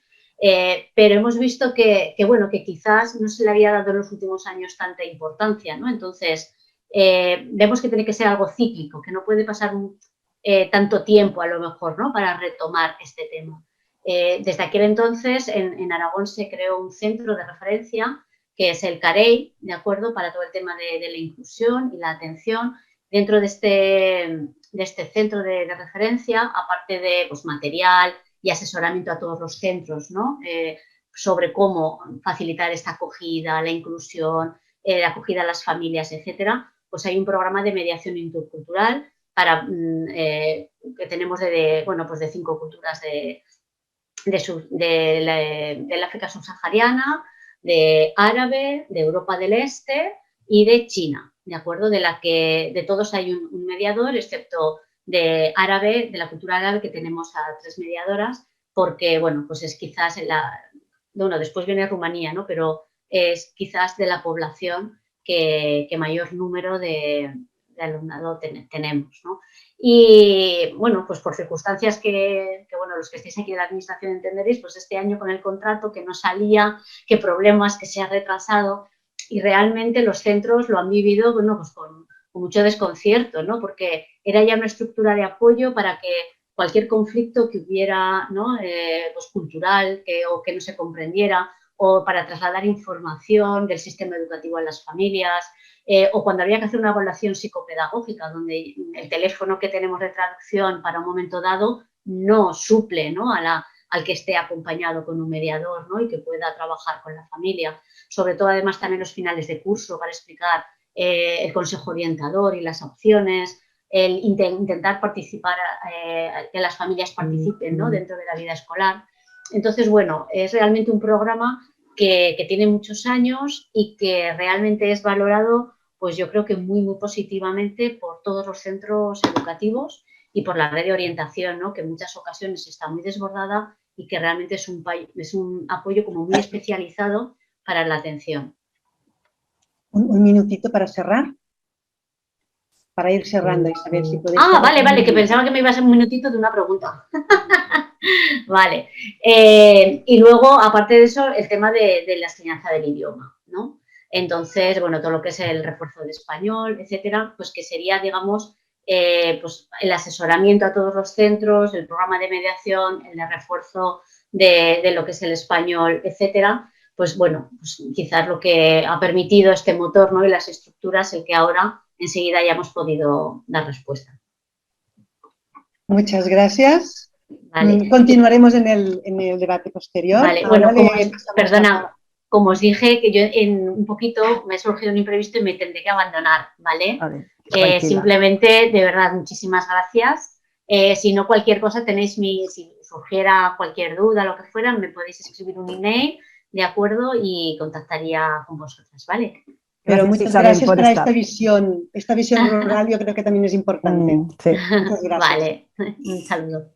Le vamos a pasar pues la palabra a Laia Narciso. Hola, buenas tardes. Muchas gracias por por darnos la oportunidad, darme a mí la oportunidad de participar en la sesión de esta tarde, ¿no? Y también en mi nombre y en nombre del grupo de Migra de la UABE. Entonces, primero de todo, empezaré presentándome un poco más en profundidad para que sepáis desde dónde voy a hablar, ¿no? Desde qué experiencia puedo compartir esta pregunta que creo que se planteaba, que era la ¿no? ¿Qué retos tiene la inclusión? Y bueno, como he dicho, formo parte del grupo de investigación en Migra, que en general, de forma global, se ha dedicado o ha puesto el foco en la población de origen extranjero y minoritario en España, centrándose en la respuesta educativa y, sobre todo, el impacto en la experiencia escolar que tiene esta respuesta educativa en los menores y en las condiciones de inclusión de futuro, ¿no? Entonces, uno de los últimos proyectos en los que hemos estado trabajando era el de Reducing Early School Leaving in Europe, que era reduciendo el abandono escolar temprano en Europa, en el que yo participé y en el que además inscribí mi tesis doctoral sobre representando uno de los grupos mayoritarios, o bueno, mayoritarios no, minoritarios justamente, pero con mayor presencia a largo plazo de población extranjera en Cataluña, que es los hijos e hijas de migrantes de África Occidental, ¿no? Que es lo que yo le llamo la primera, segunda generación, ya que sus familias llegaron en los 80, en los 90, en la época de Papeles para Todos, etcétera, se realizaron las primeras reagrupaciones de mujeres, perdón. Luego aparecieron con las reagrupaciones de mujeres vinieron los primeros hijos nacidos ya en Cataluña, ¿no? Y han pasado esto ya unos 20 años y por lo tanto podemos valorar las condiciones de inclusión social que han tenido o que tienen estos jóvenes y estas jóvenes, habiendo pasado toda su trayectoria educativa en Cataluña. Bien. Bueno, pues así volviendo un poco ahora ya sabéis qué he hecho más o menos, ¿no? Así muy en resumen. Pero volviendo a los datos del proyecto, bueno, una de las primeras cosas a destacar obviamente es que dentro del análisis del abandono escolar como fenómeno, nuestro grupo se centró también en los datos sobre población extranjera porque presentan en general en toda Europa tasas mucho más altas, ¿no? Existe una brecha muy amplia. Pero en España es doblemente preocupante porque, por una parte, los datos de abandono escolar temprano ya son de los más altos de Europa y, en segundo lugar, existe mayor polarización en los resultados educativos. Bien. ¿Qué pudimos ver un poco con estos proyectos, así como muy a gran escala, para responder a la pregunta que hoy planteamos y también enlazando con lo que han dicho las compañeras anteriormente? Bueno, pues un poco lo que ya viene diciendo la investigación internacional desde los años 60 del siglo XX, que esto a mí me preocupa cuando vuelvo a escuchar reiteradamente, ¿no? Que tenemos que insistir en señalar. Sí que es cierto que cada vez detallamos, ¿no? Hay matices pues, en contextos, en experiencias de poblaciones por origen específicas, ¿no? Pero hay grandes resultados que son pues, que hace falta una apuesta firme por la educación de calidad y por el modelo de educación inclusiva. Y si bien es cierto que al menos en Cataluña ha habido avances a nivel normativo respecto al modelo de educación inclusiva, ¿no? Por ejemplo, con el decreto de inclusión, paradójicamente este decreto es el que ha introducido un mayor detalle en posibilidad de dividir al alumnado, ¿no? de realizar itinerarios específicos, es decir, que al final puedes estar en la misma escuela, ¿no? Como ya dijo Oakes en el 85, estar bajo el mismo techo no quiere decir, no significa tener la misma experiencia educativa, porque puedes estar pasando por dispositivos específicos, por itinerarios, ¿no? Que al final siempre son de menor calidad y de menor prestigio. Bueno, siempre son no, de forma global, ¿no? La investigación lo que muestra es que lamentablemente muchas veces son, ¿no? ¿Por qué? Pues porque ha habido una retórica, muchas veces una retórica de la inclusión, del modelo de inclusivo, mientras se producen y reproducen prácticas exclusoras, como las que habéis nombrado antes, ¿no? Este currículum eurocentrado, que al final no reconoce el capital familiar de las familias, un apoyo lingüístico que es necesario, pero no de forma puntual durante un tiempo y unas horitas, sino que se requiere para tener un elevado dominio de la lengua, pues un acompañamiento durante más tiempo y en una perspectiva de apoyo multilingüe, ¿no? Que también deberíamos plantear cómo encaja esto en el predicado modelo de inmersión lingüística también en Cataluña. ¿Qué más? Pues, por ejemplo, esta falta de mirada global al alumno, como comentabais, pues, ¿qué trae el alumno, ¿no? Cuando llega esta experiencia psicosocial también de su mochila, lo que ha dejado atrás, o sea, estas experiencias vitales que a veces son muy importantes para una vinculación emocional en la escuela, que sean recogidas y trabajadas, ¿no? Que no sea obviada esa parte, porque a veces explica su comportamiento en base a ideas preconcebidas cuando sabemos que muchas veces las reacciones comportamentales tienen que ver con estas experiencias invisibilizadas y todo los prejuicios y estereotipos sociales que también ejercen una gran presión sobre ellos, ¿no? Es decir, la experiencia vivida de racismo, para decirlo claro. Laia, te queda un minutico para ir cerrando. Bueno, creo que he dicho en detalle, ¿no? Entonces me iría a responder la pregunta: ¿qué grandes retos tiene la educación inclusiva? Creo que hay dos retos, nombraré 2 en global y 5 específicos. Los 2 en global sería transformar la concepción de las sociedades como sociedades monoculturales y dejar de problematizar las migraciones y la diversidad cultural, y esto trasladado en la escuela es que dejemos de pensar que se tiene que repartir el problema. Por lo tanto, alejarnos un poco de estas ideas deficitarias, de lo que no tienen los alumnos, esto ya se ha dicho, ¿no? Y incorporar estos capitales que sí tienen y con los que podemos jugar y potenciar. Y en segundo lugar, plantearnos qué impacto tiene el modelo, la penetración del modelo neoliberal en la escuela en un contexto de cada vez recursos más escasos, y cómo también esto impacta a que a veces medidas que habían sido diseñadas desde una perspectiva inclusora acaban siendo pues agrupaciones de nivel, etcétera, porque no hay suficientes recursos para esta implementación global. O para poder hacer 5 de las recomendaciones que ya en 2009 decía la OCDE en un trabajo que a mí me gusta personalmente, que se llama What Works in Migrant Education, que decía: apoyo lingüístico continuado y coherente, mayores datos para contrastar constantemente, investigación en equidad, asesoramiento y acompañamiento en la implementación de los modelos y evaluación del impacto, no solo del resultado, mejora en la formación inicial y continua del profesorado y mayor cambio, sobre todo apoyo en las transiciones educativas, apoyo y orientación a este alumnado, huyendo de una percepción de bajas expectativas que muchas veces sufren. Esto es lo que yo vi sobre todo en mi tesis doctoral, que aunque los padres de estos hijos me decían que habían venido aquí para darles una buena educación y los hijos percibían que sus padres les daban un gran apoyo, sobre todo con mensajes de aprovechamiento escolar, en cambio la percepción de los alumnos era que los que menores expectativas tenían sobre ellos era el profesorado, ¿no? Y contaban con poco apoyo para poder conseguir esas aspiraciones que sí que eran muy altas, y en datos cuantitativos vemos que justamente eran de las más altas de los países europeos que formaron parte de nuestra muestra. Bueno. Muchas gracias, Laia. Lo siento si me he alargado. No, tranquila, continuaremos en el debate. Seguro que van a salir cuestiones, ¿no?, para entrelazar las diferentes reflexiones.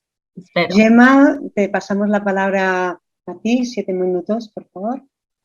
Gracias. Muchas gracias por la invitación, y me da casi apuro tener que usar 7 minutos para hablar de un tema que mis compañeras estaban hablando mucho mejor y sabían mucho más.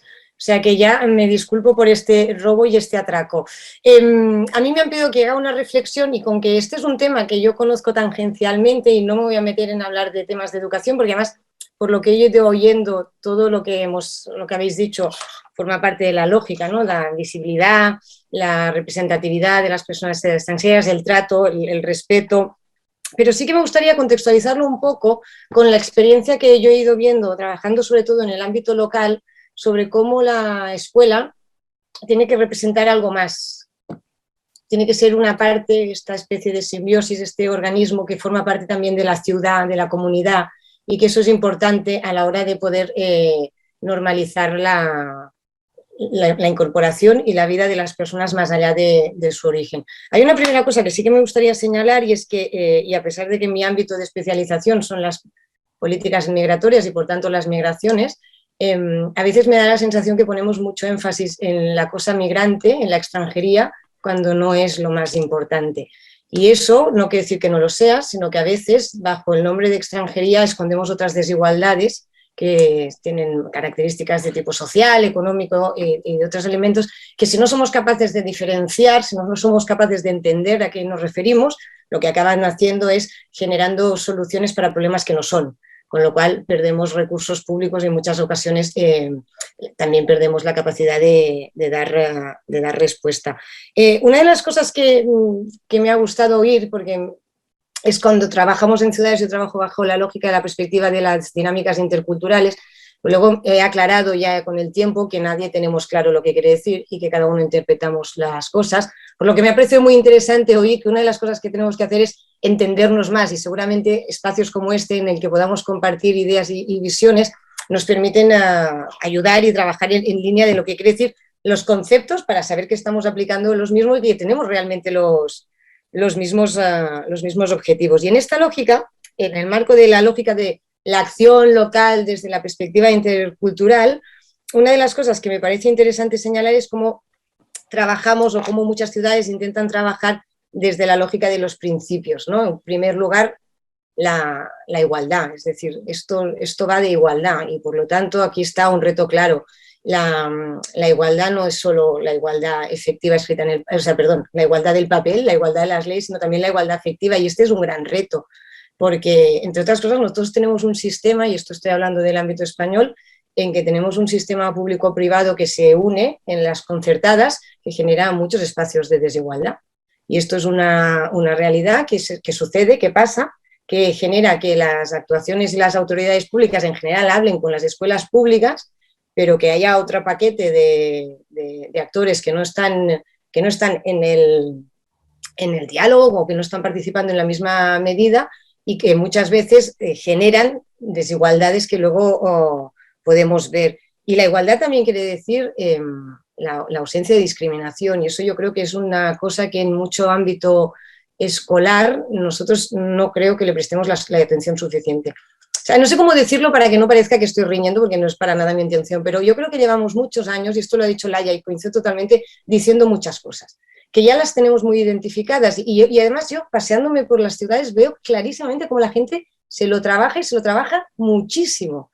Lo que no acabo de entender es por qué son como siempre como pequeñas cosas que no acaban de hacer cambios estructurales, que eso ya entendemos que detrás hay intereses, pero es lo que es muy frustrante porque ves tantísimas buenas ideas, tantísimas maneras de intentar buscar y luchar contra la discriminación, iniciativas pequeñas que van desde el acompañamiento de los buddy partners, whatever, a cosas mucho más grandes de una ciudad, pidiéndole a todas las escuelas que trabajen este tema de una manera coordinada y dinámica.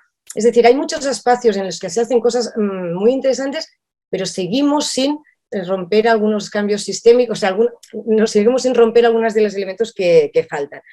Hay otro elemento que sería la visibilidad de la diversidad, y eso creo que falta tanto en el profesorado como en los currículums, como en la propia dinámica, por ejemplo, de las AMPAs, en las que muchas veces los padres y madres de origen extranjero no están ni se les espera. Pero hay que, y en eso sí me parece importante, señalar que la diversidad no puede convertirse en folclorización de lo otro. Y esto siempre creo que es un tema que estamos en un riesgo. Esto es un país en el que aprendemos las cosas no siempre bien, llegamos tarde a muchas cosas, y entonces ahora me da la sensación que estamos entrando en esta lógica multiculturalista de poner la diversidad siempre como elemento, sin tener en cuenta que también hay que poner en conjunto que se trata de personas que comparten un espacio, una escuela, una ciudad, y por lo tanto eso que comparten tiene que ser también el centro de toda la actuación y toda la actividad. Y luego, la idea de la interacción, cómo podemos hacer que estas personas, que estos estudiantes, que estos alumnos compartan espacios más allá de la escuela. Porque una de las cosas que me cuentan muchas veces, y está estudiadísima y seguro que sabéis mucho más, es que a partir de ciertas edades los grupos ya no se mantienen igual, y que los orígenes van marcando mucho más los procesos y las trayectorias individuales. Y esto es importantísimo en términos de construcción de cohesión social futura, pero también de comodidad en la ciudad, comodidad en la escuela y en el ámbito. Yo creo que esto es un elemento importante que también hay que tener en la agenda. Y como me falta un minuto solo, y me podría estar enrollando para decir nada, sí que creo que hay una cosa que me preocupa mucho, que tendríamos que ver cómo somos capaces de quitar, de solucionar. Una es la cooperación multinivel. En términos educativos, estamos hablando de competencias que son autonómicas en el caso español, pero que tienen un impacto brutal en el ámbito local y claramente un impacto también de carácter estatal, pero hay muy pocos espacios de coordinación. Y la coordinación muchas veces disfunciona y no avanza, y esto me parece preocupante porque la lógica de esto no lo hago porque no es mi competencia tiene poco sentido en términos de educación, que serían de incumbencias de todo. Y el otro es la falta sistematizada de información. O sea, los proyectos como el vuestro son un tesoro porque nos hacen fotografías geniales de cosas muy interesantes. Pero si no se repiten, lo perdemos, porque no hay información sistematizada. Y esto, que es un mal generalizado en términos de de estudiantes de origen extranjero. En términos de menores migrantes sin referentes familiares, es el drama absoluto que hace que seamos incapaces de saber si se está actuando correctamente o dónde son los marcos de corrección. Y con estas dos cosas que yo creo que serían, en plan, por favor, a ver si podemos avanzar un poco más con eso, ya me callo para dejar tiempo al debate. Muchas gracias. Muchas gracias a las cuatro, Purificación, Isabel, Laia y Gemma. Miradas diferentes, han puesto, ¿no?, encima de la mesa diferentes visiones, reflexiones, alternativas, atenciones. El hecho de que estén trabajando desde lugares diferentes, yo creo que esto nos enriquece mucho. Y esta era la voluntad, ¿no?, de este espacio. Sí, absolutamente. Entonces, es esto, ¿verdad? Entonces, ahora vamos a abrir un poco el espacio para preguntas, reflexiones, a compartir dudas, compartir retos. Lo pueden hacer a través del chat, escribiendo, o pueden sencillamente levantar la mano. Abajo hay unos indicadores para poder levantar la mano y interlocutar, tanto con las cuatro especialistas de la mesa como con Fernando Hernández, Joana, Sancho, Judith Monseso, Dilara y con María Peix. O conmigo, por supuesto. Pues adelante. Bueno, nos gustaría ver si os ha interpelado, si os ha hecho plantear preguntas, si os ha interesado. Yo creo que una cosa importante, si pudiéramos hacer un gran... mira, levantó la mano, vale. Vale, pues María Begoña, yo creo que tú... No, nada, bueno, nada termina, Juana. No, es que no sé si eras tú la primera u otra persona. No lo sé. Bueno, pues la segunda, bueno, segunda que estaba... que la ha levantado, que no sé quién es, que no la veo. Sí. Di. No sé qué. Bueno, espera. Di, Begoña. Perdón, nada, simplemente felicitaros de verdad porque me ha encantado toda la sesión, tanto la mesa redonda como por supuesto el informe. Y desde luego, bueno, pues sí que en diferentes intervenciones sí que se ha puesto sobre la mesa pues lo que había empezado explicando Fernando al principio de los diferentes enfoques. Está claro que al final se termina haciendo educación inclusiva con un enfoque asimilacionista. Entonces bueno, es un poco lo que comentaba la última ponente, es decir, bueno, es que es a veces esa impotencia, es decir, cuando hay experiencias, hay prácticas que se están llevando a cabo, ¿qué ocurre? Que eso no llega a cambiar la situación, ¿no? Entonces, y lo que también me preocupa a veces, que cuando vosotros hacéis referencia a analizar las necesidades, las voces de ellos, el problema es que a veces sus voces se convierten también en responder a ese enfoque asimilacionista, es decir, sus necesidades se normalizan bajo los criterios de esta sociedad dividida. Entonces, es un poco ahí decir qué pasa con la formación. Se habla de recursos, pero no se habla tampoco de cambio. Nosotros, vamos, lo digo muy rápido y muy breve, hicimos en otro proyecto nacional de diversidad cultural, entrevistamos a todos los políticos de las diferentes autonomías, de las diferentes comunidades en España y te encuentras que sí, que se está defendiendo ese principio de inclusión, pero después cuando se propone, se buscan acciones o que se va a hacer, todas las acciones responden a un enfoque segregacionista, de compensación, entonces, bueno, es un poco... Nos queda mucho trabajo por hacer. Complicado, pero bueno, está bien, como decía la compañera también, ¿no? El decir, esto hay que externalizarlo y hay que sistematizarlo y hay que exponerlo, y a lo mejor las políticas podrían contar con este tipo de investigaciones cuando se están cambiando, reformulando las leyes y para ir un poco quizá más allá y de una forma quizá... Pues sí, ojalá alguna vez los políticos lean la investigación y la entiendan. Bueno, Afda Cataluña había levantado la mano. No pone nombre, pone Afda Cataluña. Hola, buenas tardes. Sí, es que no me lo deja cambiar. Buenas tardes a todas. Vale. Mi nombre es Ángeles García, soy la presidenta de Afda Cataluña, una asociación de familias con dificultades de aprendizaje. y también vicepresidenta de la Federación Española de Dislexia. Y lo primero de todo quiero agradecer a María Peis, que nos ha brindado la oportunidad como asociación de estar aquí en este encuentro para dar nuestro punto de vista como asociación de dificultades de aprendizaje. Entonces, después de escucharos a todos y los ponentes de la mesa redonda, decir que, bueno, las 3 ponencias primeras, la vuestra, Fernando, y la tuya, Juana, me han parecido súper interesantes, ¿vale? Me quedo con la parte de Judith, de lo que hay que hacer, el recurso entre familia y centro, toda lo que es la parte de relación, pero comparto con la mesa redonda sobre todo la falta de recursos y lo que es la nueva normativa del decreto universal y la parte del decreto de inclusión, que faltan muchísimos recursos.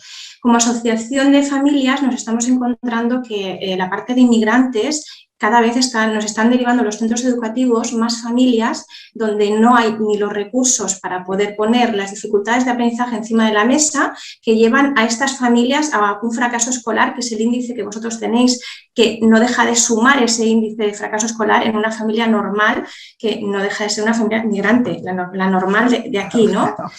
Entonces, desde aquí, desde la asociación, pues queremos dejar patente que ese nivel de dificultades de aprendizaje se está dando a nivel lingüístico también, no solamente por esta categoría a nivel de lengua, sino cuando se alarga en el tiempo, ese fracaso escolar es cada vez mayor y ese índice se da también mucho más elevado en las familias inmigrantes. El año pasado atendimos una media de 20 familias y de ellas 8 eran personas inmigrantes en cuanto a las dificultades de detección de diagnóstico.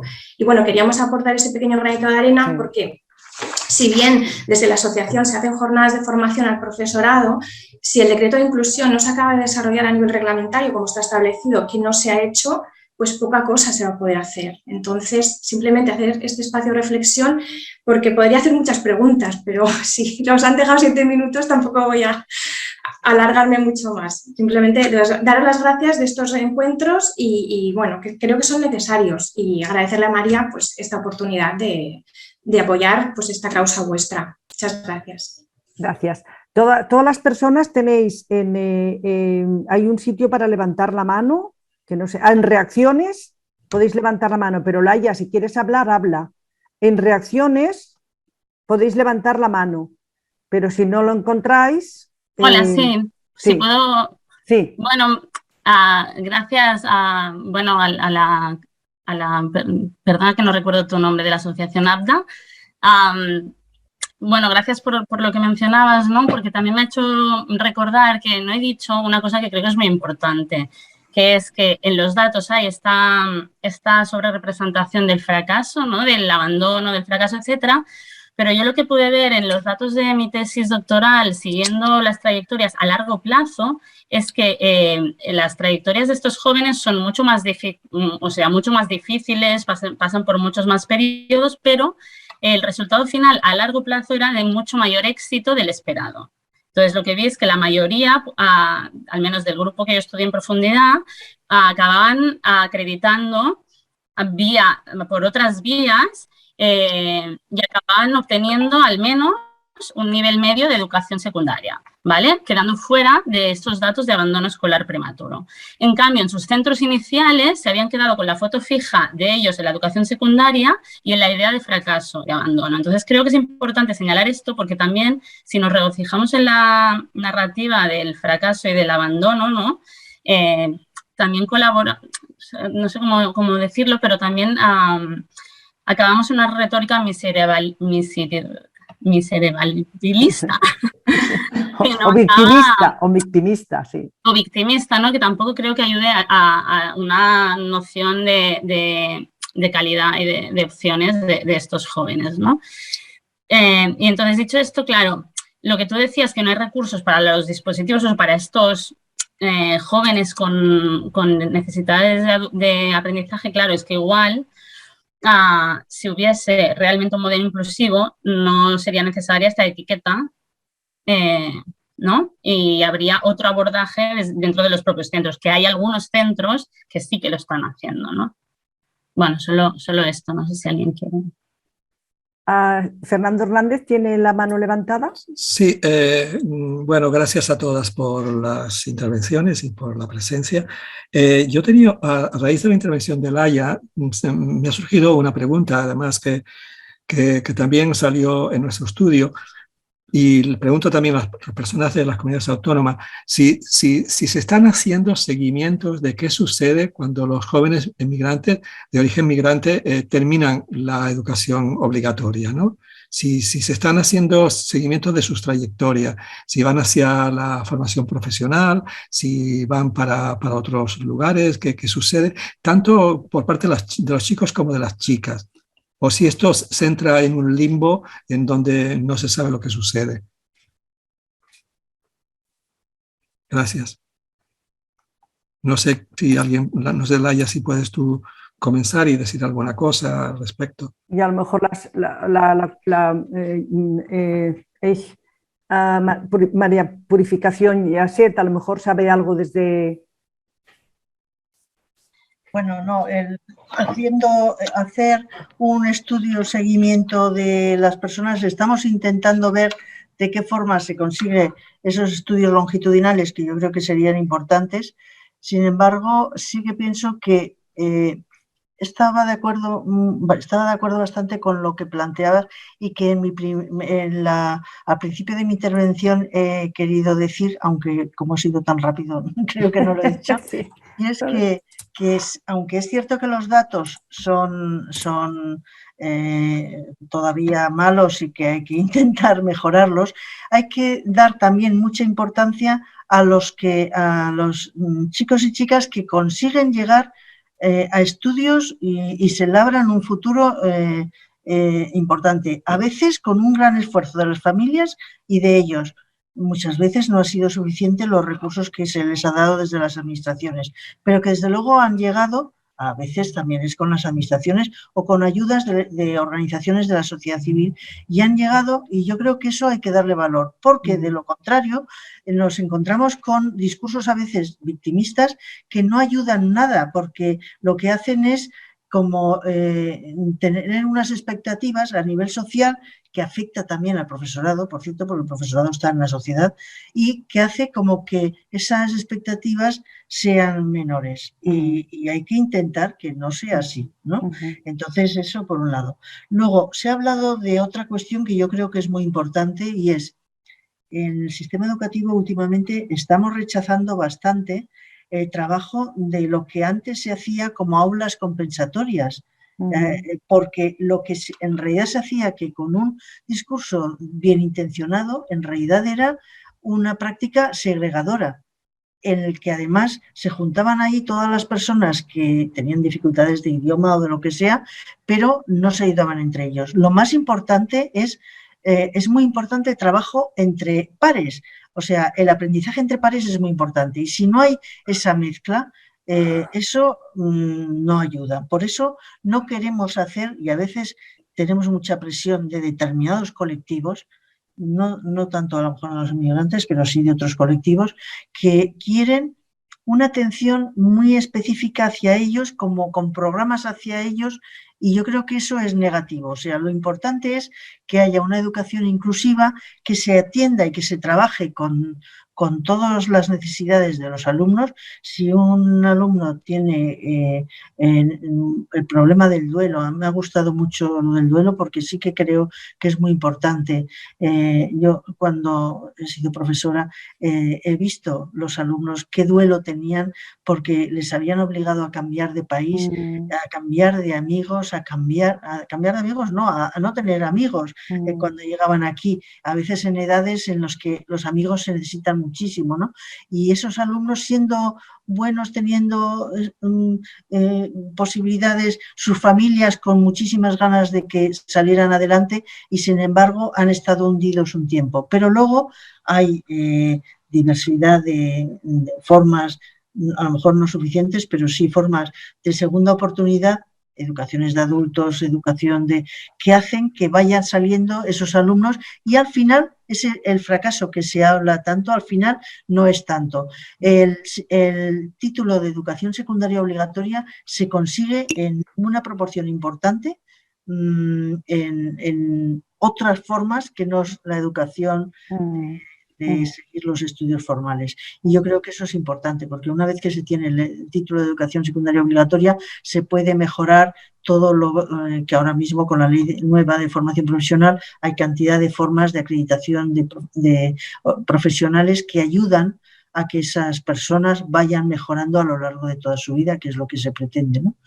Entonces, bueno, yo creo que eso tenemos que intentar evitar esos discursos a veces victimistas. Y luego, respecto a la cooperación multinivel, bueno, estamos en ello. Los programas de cooperación territorial es justo hacer programas que se hacen entre el Ministerio y las comunidades autónomas. Ahora mismo, con los fondos europeos, de verdad que pocas veces vamos a tener tantos fondos pues hacia a ver la si educación. Los utilizamos bien. Exacto. Entonces, por ejemplo, el programa PROA, que normalmente se hacía un programa de cooperación territorial que eran solo de 40 millones, ahora mismo son de 120 millones. Y eso yo creo que va a ayudar a aumentar el cupo de profesorado, de recursos en los centros educativos. Estamos intentando apoyar a 3.000 centros de toda España. Entonces, yo creo que eso ayuda, sin querer focalizar hacia determinados colectivos, sino que los centros intenten trabajar con todo el alumnado. Y como primer principio es altas expectativas de todo el alumnado y nada de segregación interna de los centros. Entonces, yo creo que son dos principios importantes. Y luego hay otro programa muy importante de 800 y pico millones para la competencia digital, para mejorar la digitalización de todos los centros y dar recursos digitales, aportar recursos digitales a todas las familias a los alumnos de familias que no lo tengan. 800 millones y otros 800 y pico millones para crear plazas de 0 a 3 años con la financiación para que no tengan que pagar, porque si dividimos a las familias según la renta, familias del último quintil de renta participan en la educación de 0 a 3 años solo un 26% y el último quintil participa un 62%. ¿Qué significa esa diferencia tan grande? Que cuando llegan los niños y niñas a los 3 años a escolarizarse, ya hay una diferencia y esa diferencia ya como base hace que se aumente. Por tanto, hay que intentar que participen en la educación infantil muchos niños y niñas de familias que no pueden. Entonces, bueno, eso totalmente de acuerdo. Vamos a darle la palabra a Matías Cordero. Gracias, Juana, y gracias a todas y todos por este espacio. Yo soy, soy educador en un centro de justicia juvenil, que la mayoría son espacios segregados y donde los chavales migrantes están sobre representados, y soy miembro de la plataforma a favor de la escuela pública vasca, y aquí se ha hablado de la migración y la diversidad que aporta la migración como una riqueza, ¿no? Y yo estoy de acuerdo. Y también se ha hablado del aprendizaje entre pares. Pero claro, yo tuve que salir un rato, entonces si estoy diciendo algo de lo que ya hablaron, me dicen, porfa. Pero yo he echado de menos el sentido de urgencia que supone la segregación escolar entre centros. Por ejemplo, en el centro de Vitoria no hay ninguna escuela que no sea una escuela gueto, que no tenga un 60, 70, 80% de población inmigrante o racializada. Y yo creo que nosotros venimos estudiando esto en la plataforma hace 7, 8 años. Habemos gente de distintas partes y una razón fundamental de eso es la normalización de la escuela concertada, que en el País Vasco supone un 50% de la matrícula. Entonces, yo no sé si el abordaje individual, centro por centro, puede llegar muy lejos si no se hace un abordaje sistémico de desnormalizar y desconcertar el sistema educativo, que en Madrid y en Cataluña yo sé que la escuela concertada también supone un altísimo porcentaje de la red, y yo creo que estaríamos todos de acuerdo en que es un elemento fundamental a la hora de crear segregación escolar. Entonces no sé si alguien quiere... Esa es mi duda. A ver, sí, en realidad sí que hemos hablado de que una cosa que hemos encontrado en nuestro estudio, y supongo que la haya, hay personas que bueno, también lo ha dicho en parte Purificación, ¿no?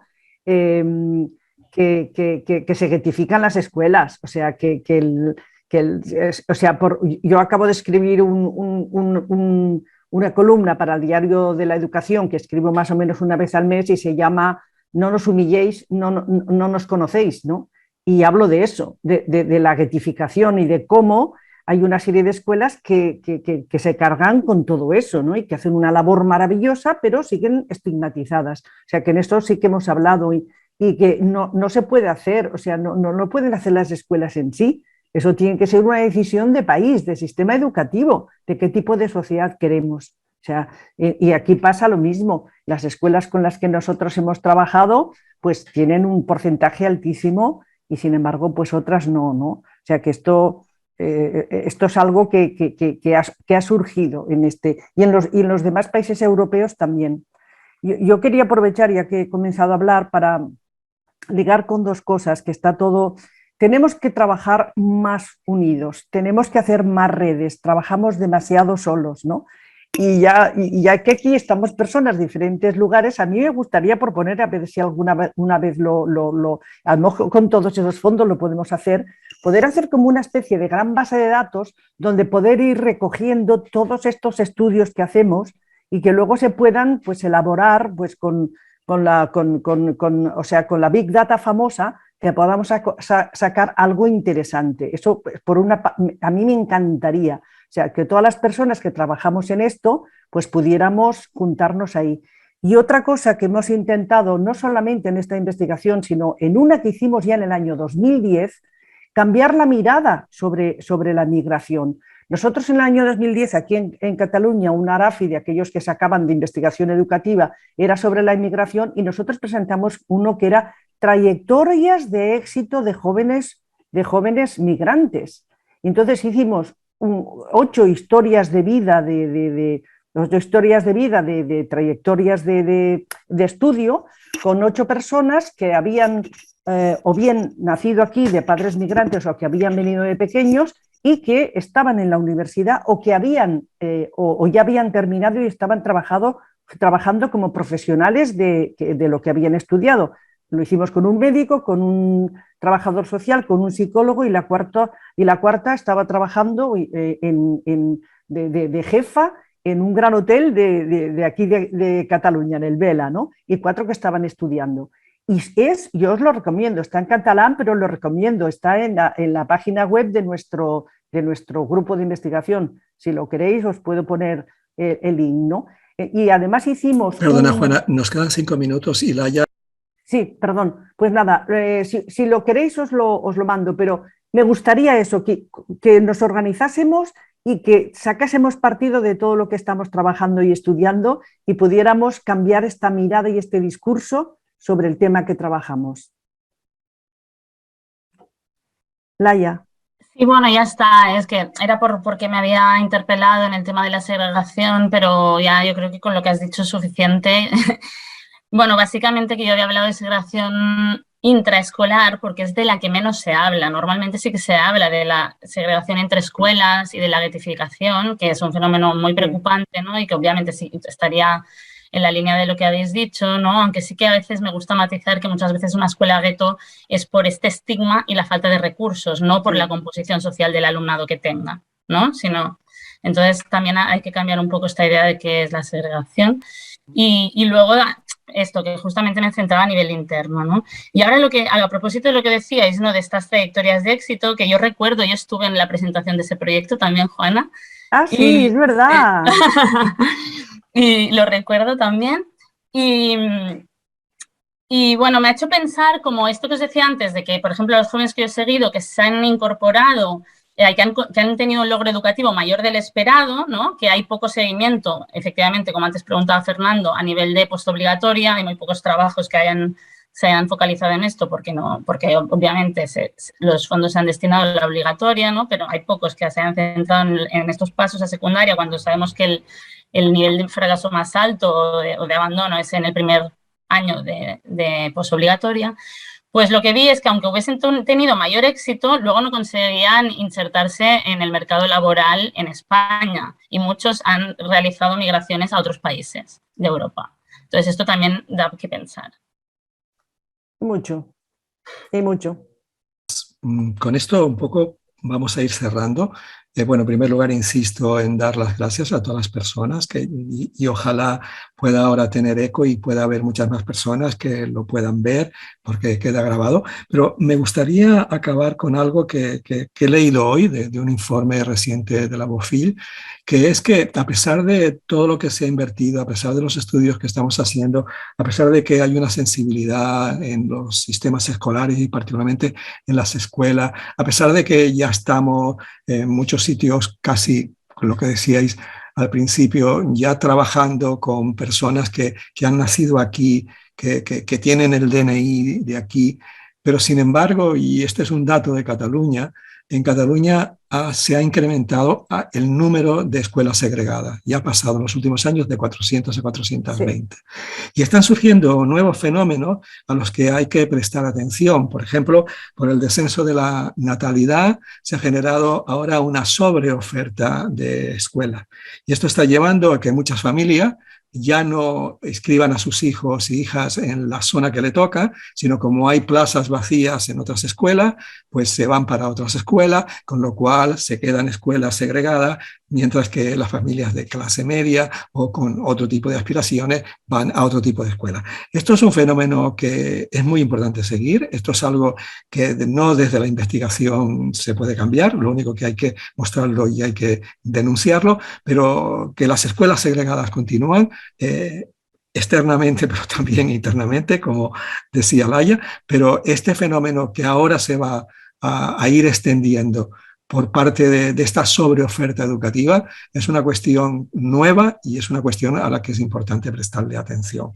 Nosotros queremos continuar con la conversación, no queremos que termine ahí, porque de lo que estamos hablando ya no es solo de una cuestión educativa, sino es una cuestión de qué proyecto de sociedad y qué proyecto de vida en común queremos construir. Sobre todo en épocas regresivas, regresivas en la democracia y en épocas de emergencias, de grupos, etcétera, etcétera, que precisamente ponen como bandera de sus actuaciones la estigmatización de la inmigración y la colocación en ella de la causa de todos los males.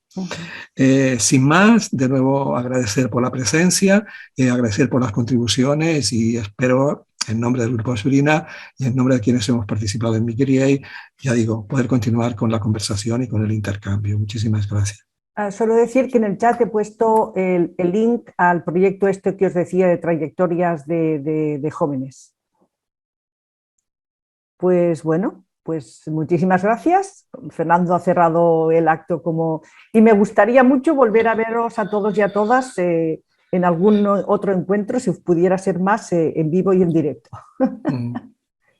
A ver si extendemos una red de talleres y seminarios y de trabajo más a una escala media, que no a grandes escalas de congresos y tal, que ahí no hay debate. Pues muy bien, un abrazo. Gracias Purificación, gracias Laia, gracias a la otra colega de la mesa redonda, que no me sale su nombre ahora, Gemma. Gracias a todos y a todas por estar aquí. Gracias a vosotros por organizarlo. Gracias. Enhorabuena por el proyecto. Gracias. Muchas gracias a todos y a todas.